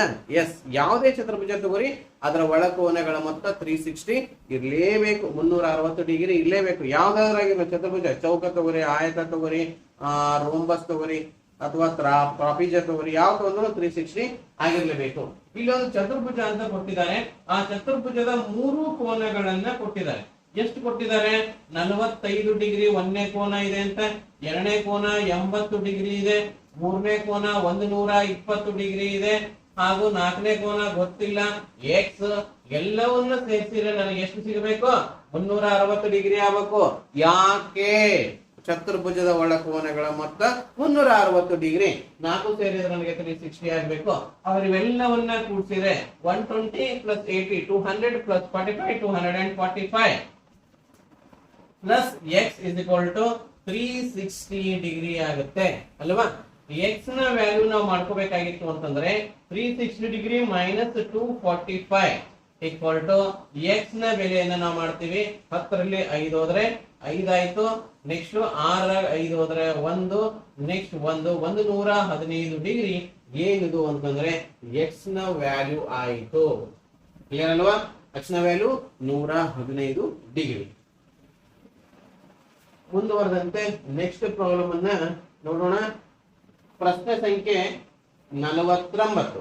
ಪ್ರಶ್ನೆ ಸಂಖ್ಯೆ 49 ಏನಿದೆ ಅಂದ್ರೆ, ಕೆಳಗಿನವುಗಳಲ್ಲಿ ಯಾವ ಹೇಳಿಕೆ ತಪ್ಪಾಗಿದೆ ಅಂತ ಪ್ರಶ್ನೆಯನ್ನ ಕೇಳಿದ್ದಾರೆ. ಕೆಳಗಿನವುಗಳಲ್ಲಿ ಯಾವ ಹೇಳಿಕೆ ತಪ್ಪಾಗಿದೆ? ಒಂದನೇ ಹೇಳಿಕೆ ಏನ್ ಕೊಟ್ಟಿದ್ದಾರೆ? 0ಯಿಂದ 100ರವರೆಗೆ 100 ಪೂರ್ಣ ಸಂಖ್ಯೆಗಳಿವೆ. 0 ಇಂದ ನಾವು 100 ವರೆಗೆ ಪೂರ್ಣ ಸಂಖ್ಯೆಗಳನ್ನ ನಾವು ಕೌಂಟ್ ಮಾಡ್ತಾ ಹೋದ್ರೆ 100 ಬರುತ್ತೆ ಅಂತ ಹೇಳಿದ್ದಾರೆ. ಎರಡನೇದ್ರಲ್ಲಿ ಒಂದಕ್ಕೆ ಯಾವ ಸಂಖ್ಯೆಯಿಂದ ಗುಣಿಸುತ್ತೇವೆಯೋ ಅದೇ ಸಂಖ್ಯೆ ಗುಣಲಬ್ಧವಾಗಿ ದೊರೆಯುತ್ತದೆ. ಏನಿದು? ಒಂದಕ್ಕೆ ಯಾವ ಸಂಖ್ಯೆಯಿಂದ ಗುಣಿಸುತ್ತವೆಯೋ ಅದೇ ಸಂಖ್ಯೆ ಗುಣಲಬ್ಧವಾಗಿ. ಎಕ್ಸಾಂಪಲ್, ಈಗ 1 ಐತೆ, ಒಂದಕ್ಕೆ ನಾನು ಯಾವ್ದ್ರಿಂದ ಗುಣಾಕಾರ ಮಾಡ್ತೀನಿ ಅನ್ನೋದಾದ್ರೆ ಒಂದಕ್ಕೆ ನಾನೀಗ 6ರಿಂದ ಗುಣಾಕಾರ ಮಾಡ್ತೀನಿ. 1 6 6 ನೋಡಿ, ನಾವು ಒಂದಕ್ಕೆ 6ರಿಂದ ಗುಣಾಕಾರ ಮಾಡಿದ್ರೆ 6 ಸಿಕ್ತು. ಹಾಗಾದ್ರೆ ನಾನು ಅದೇ ಒಂದಕ್ಕೆ ನಾನು 100ರಿಂದ ಗುಣಾಕಾರ ಮಾಡ್ತೀನಿ, ಅವಾಗ್ಲೂ 1 100 100. ಅಂದ್ರೆ ಒಂದಕ್ಕೆ ಯಾವುದೇ ಸಂಖ್ಯೆಯಿಂದ ಗುಣಿಸಿದರೆ ಬರುವ ಉತ್ತರ ಅದೇ ಸಂಖ್ಯೆ ಆಗಿರುತ್ತದೆ. ಸರಿಯಾಗಿದೆ ಇದು. ಬಿ ಏನು ತಪ್ಪಾಗಿಲ್ಲ. ಸಿ ನೋಡೋಣ. ಯಾವುದೇ ಸಂಖ್ಯೆಗೆ 0ಯನ್ನು ಸೇರಿಸಿದಾಗ ಅದೇ ಸಂಖ್ಯೆಯು ಮೊತ್ತವಾಗಿ ದೊರೆಯುತ್ತದೆ. ಯಾವುದೇ ಸಂಖ್ಯೆ ಆಗಿರ್ಲಿ, 125 ಅಲ್ವಾ, 125 ಇದೆ. 125ಗೆ ನಾನು 0ಯನ್ನು ಸೇರಿಸ್ತೇನೆ. 0ಯನ್ನು ಸೇರಿಸಿದ್ರೆ 125ನೇ ಬರುತ್ತೆ. 7ಕ್ಕೆ ನಾನು 0ಯನ್ನು ಸೇರಿಸ್ತೇನೆ. ಆನ್ಸರ್ ಏನ್ ಬರುತ್ತೆ? 7 ಬರುತ್ತೆ. ಅಂದ್ರೆ ಯಾವುದೇ ಸಂಖ್ಯೆಗೆ 0ಯನ್ನು ಸೇರಿಸಿದ್ರೆ ಏನ್ ಬರ್ತದೆ, ಆ ಮೂಲ ಇರುವಂತ ಸಂಖ್ಯೆನೇ ಏನಾಗುತ್ತೆ ಉತ್ತರವಾಗಿ ಬರುತ್ತೆ. ಈ ಆಪ್ಷನ್ ಕೂಡ ಸರಿಯಾಗಿದೆ. 4ನೇದು, 1 ಮತ್ತು 0ಯ ಗುಣಲಬ್ಧ 0 ಆಗಿರುತ್ತದೆ ಅಲ್ವಾ. ಅಂದ್ರೆ 1ಕ್ಕೆ ಏನ್ ಮಾಡ್ಯಾರ, 0ಯಿಂದ ಗುಣಾಕಾರ ಮಾಡಿದ್ದಾರೆ. ಗುಣಾಕಾರ ಮಾಡಿದ್ರೆ ಆನ್ಸರ್ ಏನ್ ಸಿಗುತ್ತೆ, 0ನೇ ಸಿಗುತ್ತೆ. ಇದು ಒಂದೇ ಅಲ್ಲ, ಯಾವುದೇ ಸಂಖ್ಯೆ ಆಗಿರ್ಲಿ ಅದು ಯಾವುದು 0ಗಿಂತ ಗುಣಾಕಾರ ಮಾಡಿದ್ರೆ, ಎಕ್ಸಾಂಪಲ್ ಈಗ 5 ಅಂತ ತಿಳ್ಕೊರಿ, 5ಕ್ಕೆ ನಾನು 0ಯಿಂದ ಗುಣಾಕಾರ ಮಾಡಿದ್ರೆ ಆನ್ಸರ್ ಏನ್ ಸಿಗುತ್ತೆ, 0ನೇ ಸಿಗುತ್ತೆ. ಅಂದ್ರೆ ಯಾವುದೇ ಸಂಖ್ಯೆಗೆ 0ಯಿಂದ ಗುಣಿಸಿದರೆ ಬರುವ ಉತ್ತರವು 0ಯೇ ಆಗಿರುತ್ತದೆ. ಈ 3 ಕಾನ್ಸೆಪ್ಟ್ ಕ್ಲಿಯರ್ ಐತೆ. ಹಾಗಾದ್ರೆ ಈಗ ಏನ್ ನೋಡೋಣ, ಏನಾಗಿದೆ, 0ಯಿಂದ 100ರವರೆಗೆ 100 ಪೂರ್ಣ ಸಂಖ್ಯೆಗಳಿವೆ. ಇಲ್ಲ, 101 ಇದೆ. ಯಾಕಂದ್ರೆ 1ರಿಂದ 100ರವರೆಗೆ 100 ಸಿಕ್ಕು, 0 ಒಂದು ಎಕ್ಸ್ಟ್ರಾ ಆಯ್ತಲ್ಲ ನಮ್ಗೆ. ಸೊ ಟೋಟಲಿ ಇಲ್ಲಿ ಬರುವಂತದ್ದು ಎಷ್ಟಂದ್ರೆ 101 ನಂಬರ್ಸ್ ನಮಗೆ ಇಲ್ಲಿ ಕಾಣ್ತಾವು. ಸೊ ಇಲ್ಲಿ ತಪ್ಪಾಗಿರುವಂತ ಹೇಳಿಕೆ ಯಾವ್ದಂತ ಕೇಳಿದ್ರೆ ಆಪ್ಷನ್ ಎ ಸರಿಯಾಗಿದೆ. ಅಂದ್ರೆ ಇಲ್ಲಿ ಆಪ್ಷನ್ ಎ ನಾವಿಲ್ಲಿ ಸೈಡಿಂಗ್ ಮಾಡಬೇಕಾಗುತ್ತೆ. ಓಕೆ, ಮುಂದಿನ ಪ್ರಶ್ನೆ ಸಂಖ್ಯೆ 50. 9 litre minus 7 litre 500 milli litre ವ್ಯತ್ಯಾಸ ಏನು ಅಂತ ಹೇಳಿ ಕೇಳಿದ್ದಾರೆ. ಇಲ್ಲಿ ಬಹಳ ಜನ ತಪ್ಪಿರಿ. ಸರಳ ಪ್ರಶ್ನೆ, ತಪ್ಪುವುದು ಸಂಖ್ಯೆ ಬಹಳ. ಹೆಂಗ್ ತಪ್ಪಿರಿ ನೋಡ್ರಿ. 9 ಲೀಟರ್ ಅನ್ನ ನಾನು ಹೆಂಗ ಬರಿಬಹುದು ಅಂತಂದ್ರೆ 9.000. Okay, 9 litre 0 milli litre. Milli litre ನಲ್ಲಿ ನಮ್ಗೆ ಏನೂ ಇಲ್ಲ, ಅದರಿಂದ 9 ಲೀಟರ್ 0 ಮಿಲಿ ಲೀಟರ್ ಅಂತ ಹೇಳಿ ನಾವಿಲ್ಲಿ ಕರಿಬಹುದು. ಕ್ಲಿಯರ್ ಆಗದು. ಇದನ್ನ ಹೆಂಗ ಬರಿಬೇಕು, 7.050 ಅಂತೇಳಿ ಬರಿಬೇಕು. 50 ಮಿಲಿ ಲೀಟರ್. ಕೆಲವರು ಇದನ್ನು ಬರೆದುಕೊಳ್ಳುವಲ್ಲಿ ತಪ್ಪು ಮಾಡ್ತಾರೆ. ಹೆಂಗ್ ತಪ್ಪು ಮಾಡ್ತಾರೆ ಅಂದ್ರೆ 9.000ದಲ್ಲಿ 7.50 ಮಿಲಿ ಲೀಟರ್ ಹಿಂಗ್ ಬರ್ಕೊಂತೀರಿ. ಇದು ಕಂಪ್ಲೀಟ್ಲಿ ರಾಂಗ್ ಆನ್ಸರ್ ಬರುತ್ತದ. ಯಾಕಂದ್ರೆ ಇದು ಮುಂದೆ 0 ಏನೋ ಕೊಡ್ಬೇಕಾಗತ್ತೆ. ಇದು 7.5 ಲೀಟರ್ ಆಗುತ್ತೆ. ಇದು ಅಂದ್ರೆ 7 ಲೀಟರ್ 500 ಮಿಲಿ ಲೀಟರ್ ಅಂತ ಕನ್ಸಿಡರ್ ಆಗುತ್ತೆ. ಬರೆದುಕೊಳ್ಳುವ ಸರಿಯಾದ ವಿಧಾನ ಇದು. ಬಿಡಿ ಸ್ಥಾನದಿಂದ ಬರ್ಕೊಂತ ಹೋಗ್ಬೇಕು, ಬ್ಯಾಕ್ ಸೈಡ್ ಇಂದ. ಓಕೆನಾ, ಲಾಸ್ಟ್ ಪ್ಲೇಸ್ ಇಂದ ನಾವು ಅದನ್ನ ಹೊಂದಾಣಿಕೆ ಮಾಡ್ಕೊಂತ ಹೋಗ್ಬೇಕಾಗುತ್ತೆ. ಓಕೆ, ಇಲ್ಲಿ ಏನಾಗುತ್ತೆ, ಇದಕ್ಕೆ ದಶಾಂಶ, ಶತಾಂಶ, ಸಹಸ್ರಾಂಶ ಅಂತ ಕರಿತೀವಿ. ಸಹಸ್ರಾಂಶ ಸಹಸ್ರಾಂಶನೇ ಇರಬೇಕು, ಇಲ್ಲಿ ಶತಾಂಶ ಶತಾಂಶನೇ ಇರಬೇಕು, ದಶಾಂಶ ದಶಾಂಶನೇ ಬರಬೇಕು. ಅಲ್ಲಿ ದಶಾಂಶದಲ್ಲಿ ಇಲ್ವೇ ಇಲ್ಲ, ಆದ್ದರಿಂದ ನಾವು ಅದನ್ನ ಹಚ್ಚಬಾರದು. ಓಕೆ, 0, 5, ನೆಕ್ಸ್ಟ್ 9, ನೆಕ್ಸ್ಟ್ ಇದರಲ್ಲಿ 1 ನಾನಿಲ್ಲಿ ಮತ್ತೆ ಮೈನಸ್ ಮಾಡಬೇಕಾಗುತ್ತಾ, 1.950. ನಿಮ್ಗೆ 0 ಇಲ್ಲ ಅಂದ್ರೂ ಕೂಡ ಏನು ತಪ್ಪಾಗಲ್ಲ. ಸೊ ಲಾಸ್ಟ್ 0 ಬಂದ್ರೆ ಹಚ್ಚಿದ್ರು ಹಚ್ಚದೇ ಇದ್ರು ಏನು ಸಮಸ್ಯೆ ಆಗೋದಿಲ್ಲ. ಸೊ 1.95 ಸರಿಯಾದಂತ ಒಂದು ಉತ್ತರವಾಗಿದೆ. ಆಪ್ಷನ್ ಡಿ ಸರಿಯಾಗಿದೆ. ಮುಂದಿನ ಪ್ರಶ್ನೆ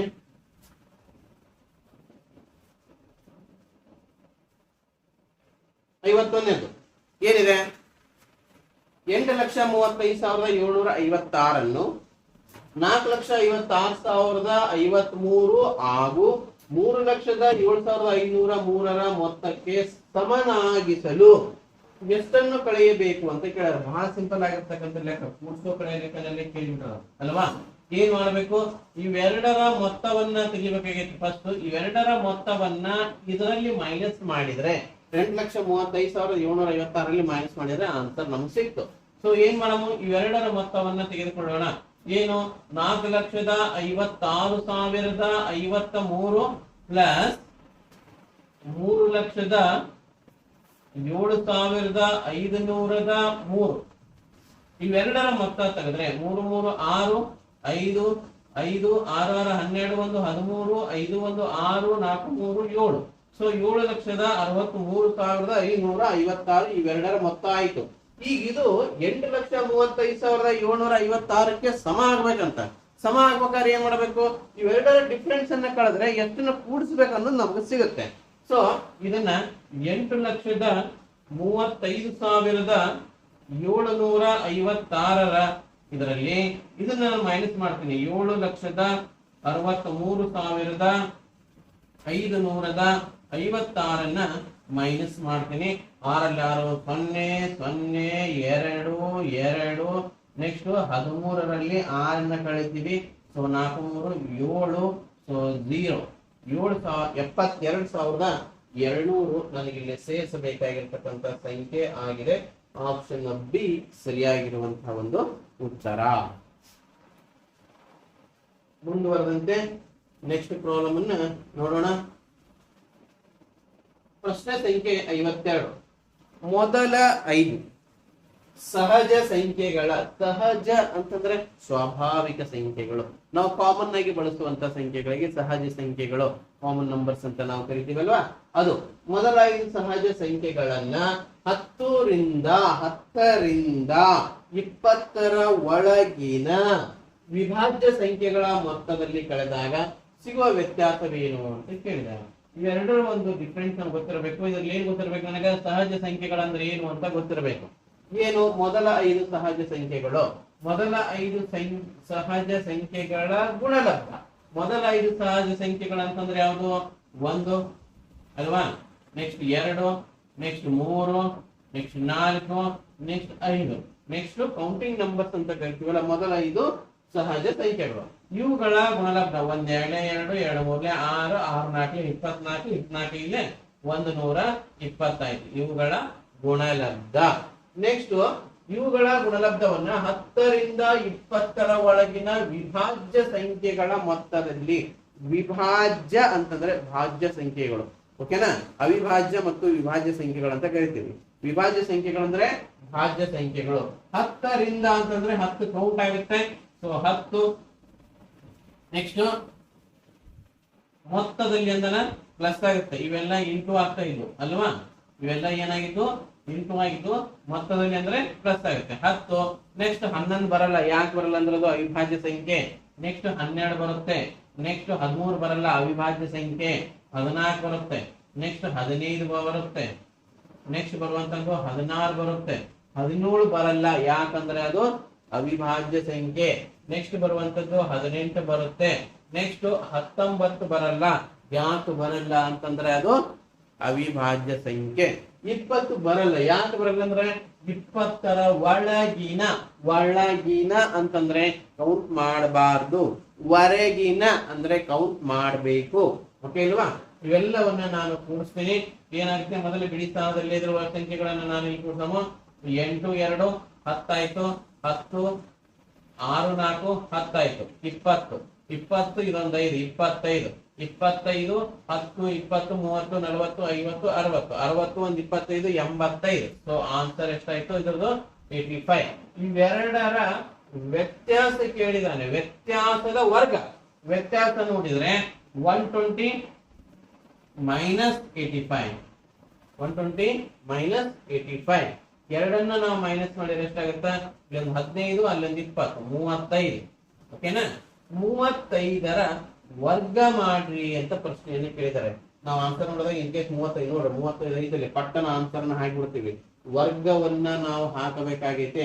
ವರ್ಗ ಅಂತಂದ್ರೆ ಏನ್ ಮಾಡ್ತೀರಿ, ಇದರ ವರ್ಗ 5 5 25, 5 5 25. 3ರ ಮುಂದಿನ ಸಂಖ್ಯೆ ಯಾವುದು, 4, 3 4 12, 1225. ಸರಿಯಾದಂತ ಉತ್ತರ ಆಪ್ಷನ್ ಡಿ ಸರಿಯಾಗಿದೆ. ಬಿಡಿ ಸ್ಥಾನದಲ್ಲಿ 5 ಹೊಂದಿರತಕ್ಕಂತ ಸಂಖ್ಯೆಗಳ ವರ್ಗವನ್ನ ಬಹಳ ಈಸಿಯಾಗಿ ಮಾಡಿಬಿಡಬಹುದು. ಸುಮ್ಮನೆ ನಿಮ್ಗೊಂದು ನೆನಪಿರ್ಲಿ ಅಂತ ಹೇಳಿ ಒಂದು ಇಲ್ಲಿ ಮಾಡಿ ತೋರಿಸ್ತೀನಿ ನೋಡಿ. ಎಕ್ಸಾಂಪಲ್ ಈಗ 15ರ ವರ್ಗ ಮಾಡ್ಬೇಕಾಗಿತ್ತು. 15ರ ವರ್ಗ ಮಾಡ್ಬೇಕಾಗಿತ್ತು ಅಂದ್ರೆ 5 5 25. ಇದು ಫುಲ್ ನಂಬರ್ ಬರ್ಕೊಂಡ್ಬಿಡ್ರಿ. 1ರ ಇಲ್ಲಿ 5 ಹೋಯ್ತು, 5 ಎಷ್ಟು ಉಳಿತು, 1 ಉಳಿತು. 1ರ ನೆಕ್ಸ್ಟ್ ನಂಬರ್ ಯಾವುದು, 2. ಅವು ಎರಡನ್ನ ಗುಣಲಬ್ಧ ಮಾಡ್ರಿ, 1 2 2 225 ಇದರ ವರ್ಗ. ನೆಕ್ಸ್ಟ್ 45ರ ವರ್ಗ ನೀವು ಮಾಡಬೇಕಾಗೈತೆ. 45ರ ವರ್ಗ ಮಾಡ್ಬೇಕಾದ್ರೆ 5 5 25 ಫಸ್ಟ್ ಇದನ್ನ ಬರ್ಕೊಂಡ್ಬಿಡ್ರಿ. ನೆಕ್ಸ್ಟ್ 4ರ ಮುಂದಿನ ಸಂಖ್ಯೆ ಯಾವುದು, 5. 4 5 20, ಎರಡನ್ನ ಗುಣಾಕಾರ ಮಾಡ್ರಿ, 2025. ಈ ತರನಾಗಿ ವರ್ಗವನ್ನ ಮಾಡಬಹುದು. ಇದನ್ನು ಮಾಡಿದಂಗೆ 5 5 25, 3ರ ಮುಂದಿನ ಸಂಖ್ಯೆ 4, 3 4 12, 1225 ಸರಿಯಾದಂತ ಒಂದು ಉತ್ತರ. ನೆಕ್ಸ್ಟ್ ಪ್ರಶ್ನೆ ಸಂಖ್ಯೆ 53. P ಡಿವೈಡೆಡ್ ಬೈ Q ಒಂದು ಭಿನ್ನ ರಾಶಿಯಾಗಿದ್ದು P is equal to Q minus 5 ಮತ್ತು P plus 15 divided by Q minus P minus divided by Q equal to 15/9 ಆಗಿದರೆ P/Q ನ ಬೆಲೆ ಏನಾಗುತ್ತೆ ಅಂತ ಹೇಳಿ ಇಲ್ಲಿ ಕೊಟ್ಟಿದ್ದಾರೆ. ಬಹಳ ಸರಳ ಆಗಿರ್ತಕ್ಕಂಥ ಒಂದು ಪ್ರಶ್ನೆ. ನೋಡಿ ಏನ್ ಕೊಟ್ಟಿದ್ದಾರೆ, P/Q ಒಂದು ಭಿನ್ನರಾಶಿ. Okay right. ಅದಾದ್ಮೇಲೆ Q ಅನ್ನುವಂಥದ್ದು P ದ ಬೆಲೆ ಏನಾಯ್ತು ಅಂದ್ರೆ Q ಗಿಂತಲೂ 5 ಕಮ್ಮಿ ಐತೆ ಅಂತ. ಹಂಗಾದ್ರೆ ಇದರ ವ್ಯಾಲ್ಯೂ ಏನಂತ ಅವರು ಆನ್ಸರ್ ಅನ್ನು ಕೇಳಿದ್ದಾರೆ. ಅದರ ವ್ಯಾಲ್ಯೂ ಅನ್ನ ನೋಡೋಣ. Q ಪ್ಲಸ್ 15 ಅಲ್ವಾ, Q ಪ್ಲಸ್ 15 ಅಂತ ಅವರು ಇಲ್ಲೇ ಕೊಟ್ಟಿದ್ದಾರೆ. Q plus 15 divided by Q ಅಲ್ವಾ, minus P divided by Q is equal to 15/9 ಅಂತ ಇಲ್ಲಿ ಕೊಟ್ಟಿದ್ದಾರೆ. ಕ್ಲಿಯರ್ ಅಲ್ಲ? ನೋಡ್ರಿ, ಛೇದಗಳು ಎರಡಕ್ಕೂ ಸಮನಾಗಿದ್ದಾಗ ಇದೇ 9 ಬರುತ್ತೆ. ಆನ್ಸರ್ ನನಗೆ ಇಲ್ಲಿ ಕ್ಲಿಯರ್ ಆಗಿ ಸೇರಿಸ್ಬಿಡ್ತು. ಇದು ಏನಾಗುತ್ತೆ, ಛೇದದಲ್ಲಿ 9 ಬರುತ್ತೆ. P ನ ಬೆಲೆ ಏನ್ ಕೊಟ್ಟಾರ, P ನ ಬೆಲೆ Q ಗಿಂತಲೂ 4 ಕಮ್ಮಿ. Answer automatically 4/9. ನಮಗೆ ಕ್ಲಾರಿಟಿ ಸಿಕ್ತು. ಆದ್ರೂ ಕೂಡ ರೀತಿ ಸಹಿತವಾಗಿ ನೋಡೋಣ. ಏನ್ ನೋಡೋಣಪ್ಪ ಅಂತಂದ್ರೆ, ಇದು P ಅಲ್ಲ, ರೈಟ್. ಇದು P ಕೊಟ್ಟಾರ. P plus 15 minus P/Q equal to 15/9. Right. ಹಾಗಾದ್ರೆ P ನ ಬೆಲೆಯನ್ನ ಇಲ್ಲಿ ಕೊಟ್ಟಾರ. P ಅಂದ್ರೆ Q ಮೈನಸ್ 5 ಅಂತ. P ಎಲ್ಲೈತೆ ಅಲ್ಲಿ ನಾನು ಏನ್ ಹಾಕ್ತೀನಿ, Q ಮೈನಸ್ 5 ಅಂತೇಳಿ ಹಾಕ್ತೀನಿ. ಪ್ಲಸ್ 15 ಅಲ್ವಾ, ಡಿವೈಡೆಡ್ ಬೈ Q. ನಾನು ಏನೂ ಮಾಡಿಲ್ಲ ಇಲ್ಲಿ. ಏನ್ ಮಾಡಿದ್ದೀನಿ ಅಂತಂದ್ರೆ, ಎಲ್ಲಿ P ಐತಲ್ಲ ಅಲ್ಲಿ P ದ ವ್ಯಾಲ್ಯೂ ಅನ್ನ ಹಾಕ್ತೀನಿ. P equal to Q minus 5. ಓಕೆನಾ, ಮೈನಸ್ P ಎಲ್ಲೈತೆ, ಮತ್ತೆ P ನ ವ್ಯಾಲ್ಯೂ ಏನು, Q ಮೈನಸ್ 5. P ಅಂತಂದ್ರೆ ಏನು, Q ಮೈನಸ್ 5 ಆಯ್ತು, divided by Q is equal to 15/9. Clear? Right. ಹಾಗಾದ್ರೆ ಇಲ್ಲಿ ಮೈನಸ್ ಇದೆ. ಮೈನಸ್ ಇರೋದ್ರಿಂದ ಏನಾಗುತ್ತೆ ಅಂತಂದ್ರೆ ಇದರ ವ್ಯಾಲ್ಯೂ ಏನಾಗುತ್ತೆ, ಚೇಂಜ್ ಆಗುತ್ತೆ. ಏನ್ ಚೇಂಜ್ ಆಗುತ್ತೆ, Q ಮೈನಸ್ 5 ಅಲ್ಲಿ Q ಮೈನಸ್ 5 ಏನಾಯ್ತು, ಕಂಪ್ಲೀಟ್ ಆಗಿ ಹೋಯ್ತು ಅಲ್ವಾ. ಇದು plus Q minus 5 minus Q minus 5 ಎರಡು ಏನಾಯ್ತು, ಕ್ಯಾನ್ಸಲ್ ಆಯ್ತು. ಕ್ಯಾನ್ಸಲ್ ಆದಾಗ ಇಲ್ಲಿ ಏನ್ ಉಳಿತು, 15 ಮಾತ್ರ ಉಳಿತು. ಎರಡು ಸೇಮ್ ಇದೆ. 15/Q ಇಸ್ ಈಕ್ವಲ್ ಟು 15/9 ಆಯ್ತು. ಕ್ರಾಸ್ ಮಲ್ಟಿಪ್ಲಿಕೇಶನ್ ಅನ್ನ ನೀನು ಮಾಡ್ತಿದ್ದಿ. ಕ್ರಾಸ್ ಮಲ್ಟಿಪ್ಲಿಕೇಶನ್ ಅನ್ನು ಮಾಡಿದ್ರೆ Q into 15 is equal to 15 into 9. 15 into 9. ಹಾಗಾದ್ರೆ Q ವ್ಯಾಲ್ಯೂ ನಾವು ಮಾಡೋದಾಗಿತ್ತು ಅಂತಂದ್ರೆ 15 ಇಂಟು 9 ಡಿವೈಡೆಡ್ ಬೈ 15. ಗುಂಡ್ಲ ಇದ್ದು ಈ ಕಡೆ ಬಂದ್ರೆ ಭಾಗ ಆಯ್ತು. 15 ಕ್ಯಾನ್ಸಲ್ ಆಯ್ತು. Q ನ value is equal to 9.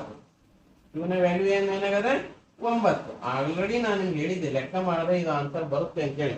Q ನ ವ್ಯಾಲ್ಯೂ 9 ಇತ್ತಂದ್ರೆ P ನ ವ್ಯಾಲ್ಯೂ ಏನಂತ ಹೇಳಿದ್ರೆ Q ಗಿಂತಲೂ 5 ಕಮ್ಮಿ ಅಂತ ಅವ್ರು ಹೇಳಿದ್ದಾರೆ. 5 ಕಮ್ಮಿ ಆಗ್ಬೇಕಾಯ್ತಂದ್ರೆ 9ರಲ್ಲಿ 5 ಅಂದ್ರೆ 4. ಅದರ ಆನ್ಸರ್ 4/9 ಸರಿಯಾಗಿರುವಂತಹ ಒಂದು ಉತ್ತರ ಆಗಿದೆ. So answer 4/9. ನೆಕ್ಸ್ಟ್ 54. ಒಂದು ಕೋಣೆಯ ಉದ್ದ, ಅಗಲ ಮತ್ತು ಎತ್ತರಗಳ ಕ್ರಮವಾಗಿ 8 ಮೀಟರ್, 6 ಮೀಟರ್ ಮತ್ತು 4 ಮೀಟರ್ ಆದರೆ ಆ ಕೋಣೆಗೆ 4 ಗೋಡೆಗಳಿಗೆ ಬಣ್ಣ ಹಚ್ಚಬೇಕಾಗೈತೆ. 4 ಗೋಡೆಗಳಿಗೆ ಬಣ್ಣ ಹಚ್ಚಲು ಪ್ರತಿ ಚದರ್ ಮೀಟರ್ಗೆ 65 ರೂಪಾಯಿದಂತೆ ಆ ಕೋಣೆಗೆ ಬಣ್ಣ ಹಚ್ಚಲು ತಗಲುವ ಖರ್ಚು ಎಷ್ಟಾಗುತ್ತೆ ಅಂತ ಪ್ರಶ್ನೆಯನ್ನು ಕೇಳಿದ್ದಾರೆ. ಇದಕ್ಕೆ 4 ಗೋಡೆಗಳ ವಿಸ್ತೀರ್ಣ ಸಂಬಂಧಪಟ್ಟಂಗೆ ಏನಿದೆ, ಒಂದು ಸೂತ್ರನೇ ಇದೆ ಅಲ್ವಾ. 4 ಗೋಡೆಗಳ ವಿಸ್ತೀರ್ಣ, ಯಾಕಂದ್ರೆ 4 ಗೋಡೆಗಳ ವಿಸ್ತೀರ್ಣ ಗೊತ್ತಾದ್ರೆ ತಾನೇ ನಾವು ಅದಕ್ಕೆ ಎಷ್ಟು ಖರ್ಚಾಗುತ್ತೆ ಅಂತ ಕಂಡುಹಿಡಿಯಕ್ಕೆ ಸಾಧ್ಯ ಇದೆ. ಟೋಟಲ್ ವಿಸ್ತೀರ್ಣ ಬೇಕು ನಮ್ಗೀಗ. 4 ಗೋಡೆಗಳ ವಿಸ್ತೀರ್ಣ, 4 ಗೋಡೆಗಳ ವಿಸ್ತೀರ್ಣ ಈಕ್ವಲ್ ಟು ಎಷ್ಟಿದೆ, 2h into bracket L plus B ಅಲ್ವಾ. 2h ಅಂದ್ರೆ 2 ಎತ್ತರ ಇಂಟು ಬ್ರಾಕೆಟ್ ಉದ್ದ ಪ್ಲಸ್ ಅಗಲ. ಈ ಸೂತ್ರವನ್ನ ನಾವು ಬಳಸ್ತೀವಿ. ಅಥವಾ ಸುತ್ತಳತೆ ಇಂಟು ಎತ್ತರ, ಇದನ್ನಾದ್ರೂ ನಾವು ಬಳಕೆ ಮಾಡಬಹುದು. ಎಲ್ಲ ಒಂದೇ. ಸರಿ, ಹಾಗಾದ್ರೆ 2 ಗೆ 2 ಇರುತ್ತೆ. h ಎಷ್ಟಿದೆ, ಇಲ್ಲಿ ಕೊಟ್ಟಿದ್ದಾರೆ ನೋಡ್ರಿ, ಉದ್ದ ಅಗಲ ಎತ್ತರಗಳು ಕ್ರಮವಾಗಿ, ಎತ್ತರ ಅಂತ ಕೊಟ್ಟಾಗ 4 ಸಿಕ್ತು ಅಲ್ವಾ, 2 ಇಂಟು 4 ಬ್ರಾಕೆಟ್ ಎಲ್ ಅಂತಂದ್ರೆ ಉದ್ದ, ಉದ್ದ ಅಗಲಗಳು ಅಂತಂದ್ರೆ ಉದ್ದ 6 ಮೀಟರ್, ಅಗಲ 8 ಮೀಟರ್ ಮತ್ತು 6 ಮೀಟರ್, ಹೆಂಗಾದ್ರೂ ತಗೋರಿ ಬರ್ತೈತಿ, ಇಲ್ಲಿ ಏನು ಸಮಸ್ಯೆ ಆಗಲ್ಲ, ಹಿಂದೆ ಮುಂದೆ ತಗೊಂಡ್ರು ಕೂಡ. ಇಜಿಕ್ವಲ್ ಟು 2 4 8 ಇಂಟು 8 ಪ್ಲಸ್ 6 12 13 14 ಆಯ್ತು. 14 8 ನಾವಿಲ್ಲಿ ನೋಡ್ಬೇಕಾಗುತ್ತೆ. 8 4 32, 8 1 8, 8 3 11, 112 ಚದರ್ ಮೀಟರ್ ಕೊಡರಲ್ಲೇ, ಓಕೆ ಮೀಟರ್, ಆದ್ದರಿಂದ 112 ಚದರ ಮೀಟರ್ಗಳು. ಇದು 4 ಗೋಡೆಗಳ ವಿಸ್ತೀರ್ಣ ಆಯಿತು. ಹಾಗಾದ್ರೆ ಪ್ರಶ್ನೆ ಏನ್ ಕೇಳ್ಯಾರ, ಪ್ರತಿ ಚದರ ಮೀಟರ್ಗೆ 65 ರೂಪಾಯಿದಂಗೆ ಎಷ್ಟು ಖರ್ಚಾಗುತ್ತೆ ಅಂತ ಪ್ರಶ್ನೆಯನ್ನ ಕೇಳಿದ್ದಾರೆ. ಹಾಗಾದ್ರೆ 1 ಚದರ ಮೀಟರ್ಗೆ 65 ಆದ್ರೆ 112 ಚದರ ಮೀಟರ್ಗೆ ಅಂದ್ರೆ 112 ಇಂಟು 65 ಇಂಟು 65 ನಾವಿಲ್ಲಿ ಮಾಡಬೇಕಾಗುತ್ತೆ. ಆನ್ಸರ್ ಮಾಡ್ರಿ ಏನಾಗುತ್ತೆ ಅಂತೇಳಿ. 65 ಎರಡಲೇ 60 120 130 ಅಲ್ವಾ, 130 ಆಯ್ತು, 13 ಕ್ಯಾರಿ. 65 ಒಂದಲ್ಲಿ 65 65 ಒಂದು 13, 65 75 78, ಓಕೆ 7 ಕ್ಯಾರಿ ಬಂತು. 65 ಒಂದಲ್ಲಿ 65 65 ಒಂದು 7, 65 72, 7280 ರೂಪಾಯಿ ಖರ್ಚಾಗುತ್ತೆ. ಸರಿಯಾದಂತ ಉತ್ತರ ಆಪ್ಷನ್ ಡಿ ಸರಿಯಾಗಿದೆ.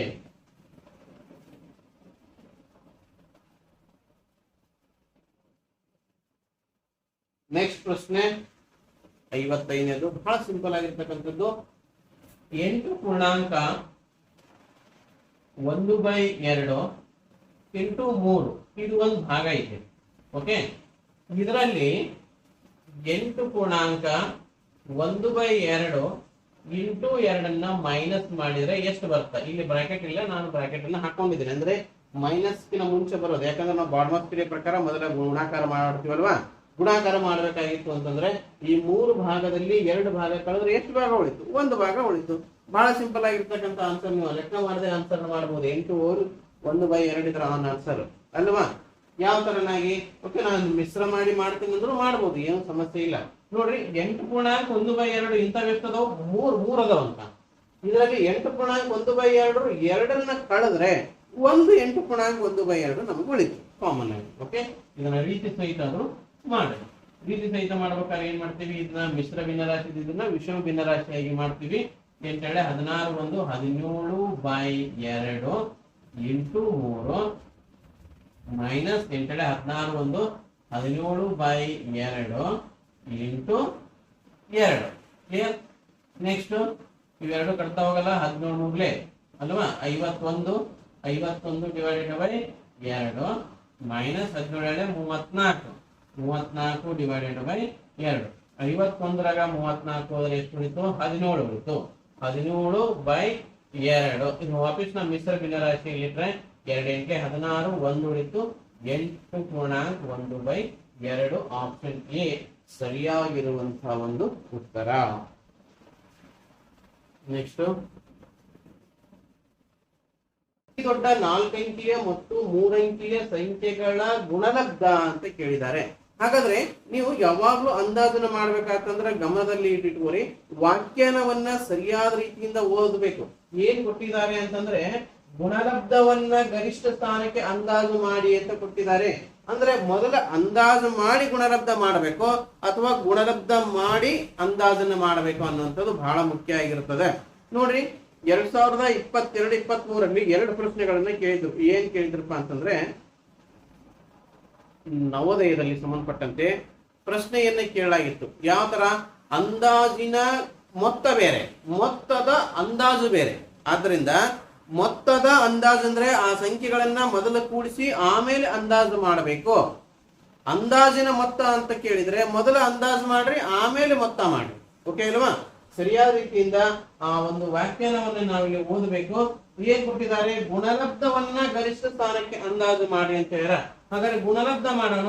ಗುಣಲಬ್ಧ ಮಾಡ್ಬೇಕಾಗಿತ್ತಂದ್ರೆ 4 ಅಂಕಿಯ ದೊಡ್ಡ ಸಂಖ್ಯೆ ಅಂತ ಕೇಳಿದ್ರೆ 9999 ಇಂಟು 3 ಅಂಕಿಯ ದೊಡ್ಡ ಸಂಖ್ಯೆ 999. ಇವೆರಡರ ಗುಣಲಬ್ಧವನ್ನ ಮಾಡಬೇಕಾಗಿತ್ತೆ. ಹೆಂಗ್ ಮಾಡೋದು? ಇದಕ್ಕೊಂದು ಶಾರ್ಟ್ಸ್ ವಿಧಾನವನ್ನ ಹೇಳ್ತೀನಿ, ಸರಿಯಾದ ರೀತಿಯಿಂದ ತಿಳ್ಕೊರಿ. ಯಾವ್ದಾದ್ರು ಒಂದು ಕಡೆ 9, 99, 999 ಹಿಂಗೇನಾದ್ರು ಇದ್ರೆ ಬಹಳ ಈಸಿಯಾಗಿ ಆ ಲೆಕ್ಕವನ್ನ ಮಾಡಬಹುದು. ಹೆಂಗ್ ಮಾಡ್ಬೇಕು? 999 ಅದ ಹಿಂದಿನ ಸಂಖ್ಯೆ ತಗೋರಿ. ಇದ್ರ ಹಿಂದಿನ ಸಂಖ್ಯೆ 998. ಈ ಸಂಖ್ಯೆನ ಮೈನಸ್ ಮಾಡ್ರಿ. ಮೈನಸ್ ಮಾಡಿದ್ರೆ 9 ರ 8 ಹೋದ್ರೆ 1, 9 ರ 9 ಹೋದ್ರೆ 0, 0, 9. ಇಷ್ಟ ಮಾಡಿ ಇದೇ ಸಂಖ್ಯೆನ ಇಲ್ಲಿ ಮುಂದಿಡ್ರಿ. ಏನಿದೆ ಸಂಖ್ಯೆ? 998. ನೋಡ್ರಿ, ಒಂದ್ ಸ್ಟೆಪ್ ಅಲ್ಲಿ ನಮಗೆ ಆನ್ಸರ್ ಸಿಕ್ತು. ಈ ತರ ಯಾವುದೇ ಆಗಿರ್ಲಿ ನೀವು ಆನ್ಸರ್ ಮಾಡ್ಬೋದು. ಒಂದು ಬೇರೆ ಉದಾಹರಣೆ ಕೊಟ್ಟು ನಿಮ್ಗೆ ತೋರಿಸ್ತೇನೆ. ಇದು ಫಸ್ಟ್ ಈ ಲೆಕ್ಕವನ್ನ ಕಂಪ್ಲೀಟ್ ಮಾಡೋಣ. ಓಕೆ ಹಾಗಾದ್ರೆ ಅಂದಾಜು ಮಾಡಲು ಹೇಳಿದರೆ, ಅಂದಾಜು ಮಾಡಲು ಹೇಳಿರುವಂತಹ ಸಂಖ್ಯೆಯ ಗರಿಷ್ಠ ಸ್ಥಾನ ಅಂದ್ರೆ ಇದು. ಅದರ ಹಿಂದಿನ ಸಂಖ್ಯೆ 9 ಇದೆ. 9 ಇದ್ರೆ ಏನ್ ಮಾಡ್ತೀರಿ? ಇವಕ್ಕೆಲ್ಲ 0 ಬರ್ಕೊಂತೀರಿ. ಆ ಕೊಟ್ಟ ಸಂಖ್ಯೆಗೆ 1 ಪ್ಲಸ್ ಅನ್ನ ಮಾಡ್ಕೊಂತೀರಿ. ಇವೆಲ್ಲ ಸಂಖ್ಯೆಗಳಲ್ಲಿ ಎಷ್ಟು ಸ್ಥಾನಗಳಿದಾವು? 6 ಸ್ಥಾನಗಳಿದಾವು. 6 0 ಅನ್ನ ಮಾಡ್ಕೊಂತೀರಿ. 9 ಇದ್ದಿದ್ದು +1 ಆಗುತ್ತೆ. ಸೊ ಆನ್ಸರ್ 10 ಆಯ್ತು. ಸೊ ಸರಿಯಾದಂತ ಉತ್ತರ ಇದಕ್ಕೆ ಯಾವ್ದಂತ 1 ಕೋಟಿ. ಸರಿಯಾದ ಉತ್ತರ ಇದಕ್ಕೆ ಸಿ ಸರಿಯಾಗಿದೆ. ಇದನ್ನ ಗುಣಾಕಾರ ಮಾಡುವ ವಿಧಾನವನ್ನ ನಾನು ನಿಮ್ಗೆ ಹೇಳಿದ್ದೆ. ಇದೇ ತರ ಬೇರೆ ಉದಾಹರಣೆ ಕೊಟ್ಟು ತೋರಿಸ್ತೀನಿ ನಿಮ್ಗೆ. 99ಕ್ಕೆ 45ರಿಂದ ನೀವು ಗುಣಾಕಾರ ಮಾಡಬೇಕಾಗೈತೆ. ಬಹಳ ಸಿಂಪಲ್ ಆಗಿರ್ತಕ್ಕಂಥ ಮೆಥಡ್. 45 ಹಿಂದಿನ ಸಂಖ್ಯೆ ಯಾವುದು? 44. ಅದ್ರ ಮೈನಸ್ ಮಾಡ್ರಿ. 9 ರ 4 ಹೋದ್ರೆ 5, 9 ರ 4 ಹೋದ್ರೆ 5. ಇದೇ 44 ಇಲ್ಲಿ ಮುಂದಿಡು. 4455 ಆನ್ಸರ್. ಬೇಕಾದ್ರೆ ಇವೆರಡನ್ನ ನೀನು ಗುಣಾಕಾರ ಮಾಡಿ ನೋಡ್ರಿ, ಆನ್ಸರ್ ಬಂದೇ ಬರುತ್ತೆ. ಬಹಳ ಈಸಿಯಾಗಿರ್ತಕ್ಕಂಥದ್ದು. ಓಕೆನಾ? ಈಗ 999 ಇಂಟು 216 ಇದೆ ಅಂತ ತಿಳ್ಕೊಳ್ಳಿ. ಬಹಳ ಸಿಂಪಲ್. 216ರ ಹಿಂದಿನ ಸಂಖ್ಯೆ 215ನ್ನ ನೀವಿಲ್ಲೇ ಮೈನಸ್ ಮಾಡಿ.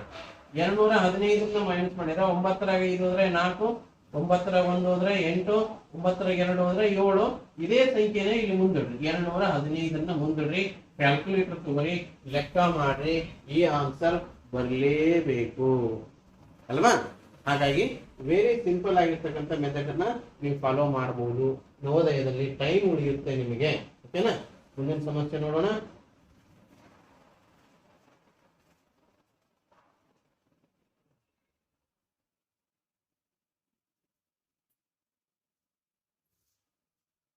ಎ ಯು ಬಿ ಗಿಂತಲೂ ದೊಡ್ಡದಾಗಿದ್ದು ಎ ಮತ್ತು ಬಿ ಗಳು ಋಣಪೂರ್ಣಾಂಕಗಳಾಗಿದ್ದರೆ ಅವುಗಳ ವ್ಯತ್ಯಾಸ ಯಾವಾಗಲೂ ಏನಾಗಿರುತ್ತೆ ಎಂಬ ಪ್ರಶ್ನೆಯನ್ನ ಕೇಳಿದ್ದಾರೆ. ಸಿಂಪಲ್ ಆಗಿರ್ತಕ್ಕಂಥ ಒಂದು ಪ್ರಶ್ನೆ.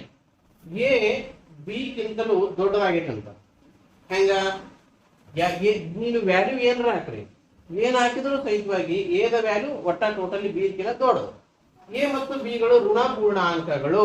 ಆಗ ಋಣಪೂರ್ಣಾಂಕಗಳನ್ನ ಹಾಕಬೇಕಾಯ್ತು ಅಂದ್ರೆ ಬೆಲೆಯನ್ನು ನಾವು ಹಾಕೋಣ. ಇದು ಎ ಮತ್ತು ಇದು ದ್ವಾಡದಾಗಿರಬೇಕು, ಇದು ಬಿ.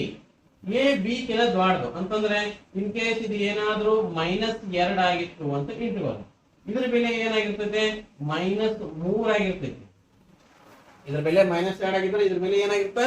-3. ನೀವು ಕೇಳಬಹುದು, ಅಲ್ಲ ಸರ್ ನೀವು ದೊಡ್ಡದಾಗಿರ್ಬೇಕು ಅಂತ ಹಿಂಗ್ ಕೇಳಿರಿ, ಇಲ್ಲಿ ಸಣ್ಣ ನಂಬರ್ ಬರ್ದಿರಲ್ರಿ ಅಂತ ಹೇಳಿ. ಇಲ್ಲ, ಏನಾಗಿರ್ತದಂದ್ರೆ ಮೈನಸ್ ನಲ್ಲಿ ಇರುವಂತಹ ನಂಬರ್ಸ್ಗಳು ಅವುಗಳ ಸಂಖ್ಯೆ ನೀನು 2 ಅಂತ ಬರುದಿ ಅಂತಂದ್ರೆ -2, -3 ಇವೆರಡರಲ್ಲಿ ಚಿಕ್ಕ ಸಂಖ್ಯೆ ಯಾವ್ದಂತ ಕೇಳಿದ್ರೆ -3.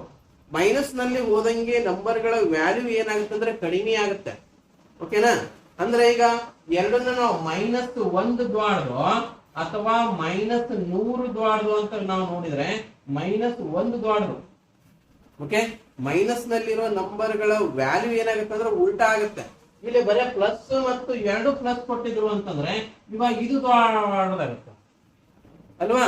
ಪ್ಲಸ್ ನಲ್ಲಿರೋ ನಂಬರ್ಸ್ ಗಳ ವ್ಯಾಲ್ಯೂ ಜಾಸ್ತಿ ಆಗುತ್ತೆ. ಮೈನಸ್ ನಲ್ಲಿ ಬಂದಾಗ ಚಿಕ್ಕ ನಂಬರ್ ಗಳ ವ್ಯಾಲ್ಯೂ ಜಾಸ್ತಿ ಆಗುತ್ತೆ, ದೊಡ್ಡ ನಂಬರ್ ಗಳ ವ್ಯಾಲ್ಯೂ ಕಡಿಮೆ ಆಗುತ್ತೆ. ಆದ್ದರಿಂದ ಸರಿಯಾದ ರೀತಿಯಿಂದ ಇದನ್ನ ಅರ್ಥ ಮಾಡ್ಕೋಬೇಕು ನೀವು. -2 -3 ಇವೆರಡೂ ಋಣಾತ್ಮಕ ಸಂಖ್ಯೆಗಳಾಗಿದ್ದು -2 ಅನ್ನುವಂಥದ್ದು ಯಾವಾಗ್ಲೂ ಕೂಡ ದೊಡ್ಡದಾಗಿತ್ತು ಅಂದ್ರೆ ಅವುಗಳ ವ್ಯತ್ಯಾಸ ಅಂತ ಕೇಳಿದಾರೆ. ಅವುಗಳ ವ್ಯತ್ಯಾಸ ಏನಾಗಿರ್ತದ ಅಂದ್ರೆ ಇನ್ ಕೇಸ್ ನೋಡ್ರಿ -2 ವ್ಯತ್ಯಾಸ -3 ಮಾಡೋಣ ಅಲ್ವಾ? -2 ಆಸ್ ಇಟ್ ಈಸ್ ಇರ್ತದೆ. ಮೈನಸ್ ಇಂಟು ಮೈನಸ್ ಪ್ಲಸ್ ಆಯ್ತು, +3 ಆಯ್ತು. ಸೊ 3ರಲ್ಲಿ 2 ಹೋದ್ರೆ ಆನ್ಸರ್ ಏನ್ ಸಿಕ್ತು ನನಗೆ? 1. ದೊಡ್ಡ ಸಂಖ್ಯೆಯಲ್ಲಿ ಸಣ್ಣ ಸಂಖ್ಯೆ ಕಳೆದು ದೊಡ್ಡ ಸಂಖ್ಯೆ ಮುಂದಿರುವ ಚಿಹ್ನೆಯನ್ನು ಹಚ್ತೀವಿ. ಆನ್ಸರ್ ಏನ್ ಸಿಕ್ತು? 1. ಹಾಗಾದ್ರೆ ಋಣಾತ್ಮಕವಾಗಿರ್ತದೆಯಾ? ತಪ್ಪು, ಋಣಾತ್ಮಕ ಆಗಿಲ್ಲ. ನನ್ನ ಆನ್ಸರ್ ಏನ್ ಸಿಗುತ್ತೆ? ಧನಾತ್ಮಕವಾಗಿ ಪ್ಲಸ್ ಸಿಗೈತೆ. ಧನಾತ್ಮಕವಾಗಿರುತ್ತದೆ, ರೈಟ್. ಋಣ ಸಂಖ್ಯೆಯಾಗಲು ಸಾಧ್ಯವಿಲ್ಲ, ಋಣ ಸಂಖ್ಯೆಯಾಗಲು ಸಾಧ್ಯವಿಲ್ಲ ಅಂತಂದ್ರೆ ಆ ಸಂಖ್ಯೆ ಯಾವುದೇ ಕಾರಣಕ್ಕೂ ಕೂಡ ಋಣ ಸಂಖ್ಯೆ ಆಗಲಿ ಸಾಧ್ಯ ಇಲ್ಲ ಅಂತಂದ್ರೆ ಧನ ಆಗಿರ್ತದೆ ಅಂತ ಅರ್ಥ. ಇದನ್ನು ಕೂಡ ನಿಮಗೆ ಮ್ಯಾಕ್ಸಿಮಮ್ ಹತ್ತಿರವಾದಂತಹ ಒಂದು ಉತ್ತರವನ್ನ ಕೊಡುತ್ತೆ, ಆದ್ರೆ ನೇರವಾಗಿ ನಮಗೆ ಆನ್ಸರ್ ಬಂದಕ್ಕೆ ಧನಾತ್ಮಕವಾಗಿರುತ್ತದೆ ಅಂತ ಹೇಳಿ, ಋಣಾತ್ಮಕ ಸಂಖ್ಯೆ ಆಗಲಿಕ್ಕೆ ಸಾಧ್ಯತೆ ಇಲ್ಲ. ನೆಕ್ಸ್ಟ್, ಧನ ಅಥವಾ ಋಣ ಸಂಖ್ಯೆ ಆಗಿರ್ತದೆ, ಧನನೂ ಆಗಿರ್ಬೋದು ಅಥವಾ ಋಣನೂ ಆಗಿರ್ಬೋದು ಅಂತ ಹೇಳಿ ಕೊಟ್ಟಿದ್ದಾರೆ. ಇದನ್ನು ಕೂಡ ತಪ್ಪು.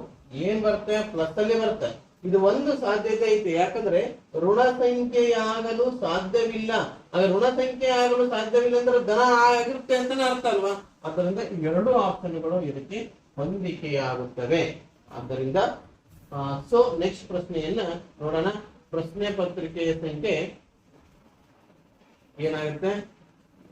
58. 616 ಸದಸ್ಯರುಳ್ಳ ವಾಯುದಳ ಸೈನಿಕರ ತುಕಡಿಯ ಹಿಂದೆ 32 ಸದಸ್ಯರುಳ್ಳ ಭೂದಳ ಸೈನಿಕರ ಗುಂಪು ಪಥ ಸಂಚಲನದಲ್ಲಿ ಚಲಿಸಬೇಕಾದರೆ ಆ ಎರಡೂ ತುಂಡುಗಳ ಸಮಾನ ಸಂಖ್ಯೆಯ ಗರಿಷ್ಠ ಕಂಬ ಸಾಲಿನಲ್ಲಿ ಚಲಿಸಿದರೆ ಪ್ರತಿ ಸಾಲಿನಲ್ಲಿರುವ ಸೈನಿಕರ ಸಂಖ್ಯೆ ಎಷ್ಟು ಅಂತ ಕೇಳಿದ್ದಾರೆ. ನೋಡ್ರಿ, ಬಹಳ ಸಿಂಪಲ್ ಆಗಿರ್ತಕ್ಕಂಥ ಲೆಕ್ಕ. HCF ಅನ್ನು ಮಾಡಬೇಕಿದ್ದಷ್ಟೇ ನಾವು. ಯಾವ್ದು HCF? ಈ ಒಂದು 32 ಮತ್ತು 616 HCF ಅನ್ನು ಮಾಡಿದ್ರೆ ನಮಗೆ ಆನ್ಸರ್ ಸಿಗುತ್ತೆ. 616 ಮತ್ತು 32 ಸಮಾನ ಸಂಖ್ಯೆಯಲ್ಲಿ ಲೈನ್ ಮಾಡಬೇಕಾಗೈತಲ್ಲ, ಆದ್ದರಿಂದ HCF. 2 3 ಹತ್ತುವುದಿಲ್ಲ, 2 8 16. ನೆಕ್ಸ್ಟ್ 2 1 2, 1 ಉಳಿತು, 2 6 ಓಕೆ 12. ನೆಕ್ಸ್ಟ್ 2 1 2 5 2 4. ನೆಕ್ಸ್ಟ್ 2 8 16. ನೆಕ್ಸ್ಟ್ 2 7 14, 2 7 14, 2 4 8. ಮತ್ತೆ ಮುಂದೆ ಕಂಟಿನ್ಯೂ ಆಗುತ್ತೆ ನೋಡ್ರಿ, ಹೋಗಲ್ಲ. 2 ಇಂಟು 2 ಇಂಟು 2 ಆನ್ಸರ್ ಎಷ್ಟಿತ್ತು ಅಂತಂದ್ರೆ 2 2 4 4 8 ಸರಿಯಾದಂತ ಒಂದು ಉತ್ತರ. ಫಸ್ಟ್ನೇ ಆಪ್ಷನ್ ಸರಿಯಾಗಿದೆ, 8 HCF. ಮುಂದಿನ ಸಮಸ್ಯೆಯನ್ನ ನೋಡೋಣ.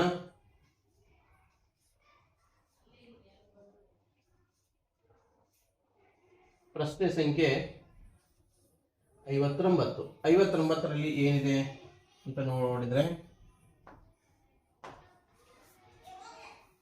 ಕೆಳಗೆ ಕೊಟ್ಟಿರುವಂತಹ ಚಿತ್ರಾಕೃತಿಯ ವಿಸ್ತೀರ್ಣವನ್ನು ಕಂಡುಹಿಡಿಯಿರಿ ಅಂತೇಳಿ ಪ್ರಶ್ನೆಯನ್ನ ಕೇಳಿದ್ದಾರೆ. ವಿಸ್ತೀರ್ಣ ಕಂಡುಹಿಡಿಬೇಕಾಗಿತ್ತು ಅಂತಂದ್ರೆ ಈ ಆಕೃತಿಯನ್ನ ನಾನು ಭಾಗಗಳಾಗಿ ಕಟ್ ಮಾಡ್ಕೊಂತೀನಿ ನೋಡ್ರಿ. ಇಲ್ಲಿಂದ ಇಲ್ಲಿಗೆ ಒಂದು ಭಾಗ ಕಂಪ್ಲೀಟ್ ಆಗಿ ಭಾಗಗಳನ್ನ ಕಟ್ ಮಾಡ್ಕೋಬೇಕು. ಇಲ್ಲ ನೀವು ಈ ತರ ಕಟ್ ಮಾಡಿದ್ರು ಕೂಡ ಕಟ್ ಮಾಡ್ಕೊಂಡ್ರೆ ಬರುತ್ತೆ. ಟೋಟಲಿ ಇಲ್ಲಿಂದ ಇಲ್ಲಿಗೆ ಇರುವಂತಹ ಅಂತರ ಎಷ್ಟೈತಪ್ಪ ಅಂತ ಕೇಳಿದ್ರೆ 6 ಸೆಂಟಿಮೀಟರ್ ಐತೆ ಅಲ್ವಾ? ಇಲ್ಲಿಂದ ಇಲ್ಲಿಗೆ 6 ಸೆಂಟಿಮೀಟರ್ ಐತೆ. ಇಲ್ಲಿಂದ ಇಲ್ಲಿಗೆ ನಾವು ನೋಡೋದಾಗಿತ್ತಂದ್ರೆ 4 ಇದೆ. ಇದು ಈ ಬಾಕ್ಸ್ ಎಷ್ಟಿದೆ? 4 ಇದೆ. ಇವೆಲ್ಲ ಬಾಕ್ಸ್ಗಳು 4 ಇಂಟು 2, 4 ಇಂಟು 2, 4 ಇಂಟು 2 ಇಂಥ 3 ಬಾಕ್ಸ್ಗಳನ್ನ ನಾವಿಲ್ಲಿ ನೋಡ್ತೀವಿ. 4 ಇಂಟು 2 ಎಷ್ಟು ಬಾಕ್ಸ್ಗಳು? 3 ಬಾಕ್ಸ್ಗಳನ್ನ ನಾವಿಲ್ಲಿ ನೋಡ್ತೀವಿ. 4 8 8 3 24 ಸೆಂಟಿಮೀಟರ್ ಸ್ಕ್ವೇರ್. ಯಾವ್ದಿದು? 1ನೇ ಬಾಕ್ಸ್, 2ನೇ ಬಾಕ್ಸ್, 3ನೇ ಬಾಕ್ಸ್. ಇವುದರ ವಿಸ್ತೀರ್ಣ ಇಷ್ಟ ಆಯ್ತು. ಇನ್ನು ಇಲ್ಲೊಂದಿದೆ ಅಲ್ಲ ಗ್ಯಾಪ್, ಅದರ ವಿಸ್ತೀರ್ಣವನ್ನು ನಾವು ನೋಡಿದ್ರೆ ಇಲ್ಲಿಂದ ಇಲ್ಲಿಗೆ 6 ಅಂತ, 6ಅಲ್ಲಿ 4 ಇಲ್ಲಿಗಿದೆ ಅಂದ್ರೆ ಇಲ್ಲಿ 4 ಅಂದ್ರೆ ಇಲ್ಲಿ ಎಷ್ಟು ಉಳಿತು ನನಗೆ? 2 ಉಳಿತು. ಸೊ ಇದು 2 ಸೆಂಟಿಮೀಟರ್. ಇಲ್ಲಿ 2 ಸೆಂಟಿಮೀಟರ್ ಆದಾಗ ಇದ್ರ ಉದ್ದ ಎಷ್ಟು ಅನ್ನೋದು ಬೇಕಲ್ಲ ನನಗೆ. ಇದ್ರ ಉದ್ದ ಏನಾಗಿರುತ್ತೆ? ಇವೆಲ್ಲವನ್ನ ಪ್ಲಸ್ ಮಾಡಿಕೊಂಡ್ರೆ ನಮಗೆ ಸಿಗುತ್ತೆ 2 4 6, ಇಲ್ಲೆರಡು ಇಲ್ಲೆರಡು ಅಂದ್ರೆ ಟೋಟಲ್ ಎಷ್ಟು ಇರುತ್ತೆ ನನಗೆ? 10. ಅಂದ್ರೆ 10 ಇಂಟು 2 ಒಂದಿದೆ ನನಗೆ. 10 ಇಂಟು 2 ಇಂಥವು ಎಷ್ಟೆಷ್ಟದವು? ಒಂದೇ ಬಾಕ್ಸ್ ಐತೆ. ಓಕೆನಾ? ಸರಿ, ಹಾಗಾದ್ರೆ 10 20, 21 20. ಸೊ 2 ನಾವು ಸೇರಿಸ್ತೀವಿ. 2 ಸೇರಿಸಿದ್ರೆ 44 ಸೆಂಟಿಮೀಟರ್ ಸ್ಕ್ವೇರ್ ನಮಗೆ ಆನ್ಸರ್ ಸಿಕ್ತು. ಸೊ ಆನ್ಸರ್ ಸಿ ಸರಿಯಾದಂತಹ ಒಂದು ಉತ್ತರವಾಗಿದೆ. ಇನ್ನ ಕೊನೆಯ ಪ್ರಶ್ನೆಯನ್ನ ನೋಡೋಣ. ಪ್ರಶ್ನೆ ಸಂಖ್ಯೆ 60. ಕೆಳಗೆ ಕೊಟ್ಟಿರುವ ಚಿತ್ರಲೇಖವು ಕಂಪನಿಯೊಂದು ವಿವಿಧ ವರ್ಷಗಳಲ್ಲಿ ಗಳಿಸಿದ ಲಾಭ ಅಂದ್ರೆ ಲಕ್ಷಗಳಲ್ಲಿ, ಇವೆಲ್ಲ ಏನಪ್ಪಾ ಅಂದ್ರೆ ಲಕ್ಷಗಳಲ್ಲಿ 20 ಲಕ್ಷ, 40 ಲಕ್ಷ, 60 ಲಕ್ಷ, 80 ಲಕ್ಷ, 100 ಲಕ್ಷ ಅಂತೇಳಿ ಅರ್ಥ ಆಗುತ್ತೆ. ಇದನ್ನ ಗಮನಿಸಿ ಕಂಪನಿ 2013 ಮತ್ತು 2014ರಲ್ಲಿ ಗಳಿಸಿದ ಲಾಭದ ನಡುವಿನ ವ್ಯತ್ಯಾಸವೇನು ಎಂಬ ಪ್ರಶ್ನೆಯನ್ನ ಇಲ್ಲಿ ಕೇಳಿದ್ದಾರೆ. ಯಾವ ವರ್ಷವನ್ನು ಕೊಟ್ಟಿದ್ದಾರೆ ಅದನ್ನ ನಾನು ನೋಡಬೇಕು. 2013 ಮತ್ತು 2014. 2013ರಲ್ಲಿ 20 ಲಕ್ಷ, 2013ರಲ್ಲಿ 2020 12 ಅಂತ ತೆಗೆದುಕೊಂಡೆ ನಾನು ಅಲ್ವಾ. 2013ರಲ್ಲಿ ನಾವು ನೋಡುವುದಾಗಿತ್ತು ಅಂತಂದ್ರೆ 100 ಲಕ್ಷ ಲಾಭವನ್ನ ಅದು ಗಳಿಸಿದೆ. ನೆಕ್ಸ್ಟ್ 2014ರಲ್ಲಿ ನೋಡಿದ್ರೆ 65 ಲಕ್ಷ ಲಾಭವನ್ನ ಅದು ಗಳಿಸಿದೆ. ಅವೆರಡರ ವ್ಯತ್ಯಾಸವನ್ನ ಕೇಳಿದ್ದಾರೆ. ಅಂದ್ರೆ 100 ಲಕ್ಷ ಮೈನಸ್ 65 ಲಕ್ಷ, ಆನ್ಸರ್ 35 ಲಕ್ಷ ರೂಪಾಯಿಯನ್ನ ಅದು ಗಳಿಸುತ್ತೆ. ಓಕೆ, ಆದ್ದರಿಂದ ಸರಿಯಾದ ಉತ್ತರ ಆಪ್ಷನ್ ಬಿ ಸರಿಯಾಗಿದೆ. ಇದೇ ತರ ಇರ್ತಕ್ಕಂಥ ಎಲ್ಲಾ ವಿಡಿಯೋಗಳನ್ನ ಕಂಪ್ಲೀಟ್ ಆಗಿ ನೋಡ್ಲಿಕ್ಕೆ ನಮ್ಮ ಶಬ್ದ ಪಬ್ಲಿಕೇಶನ್ ಅನ್ನ ಎಲ್ಲಾ ವಿಡಿಯೋಗಳನ್ನ ನೋಡಿ ಅಂತ ಹೇಳ್ತಾ ಇವತ್ತಿನ ವಿಡಿಯೋನ ಮುಗಿಸ್ತಾ ಇದ್ದೀನಿ. Thank you, bye.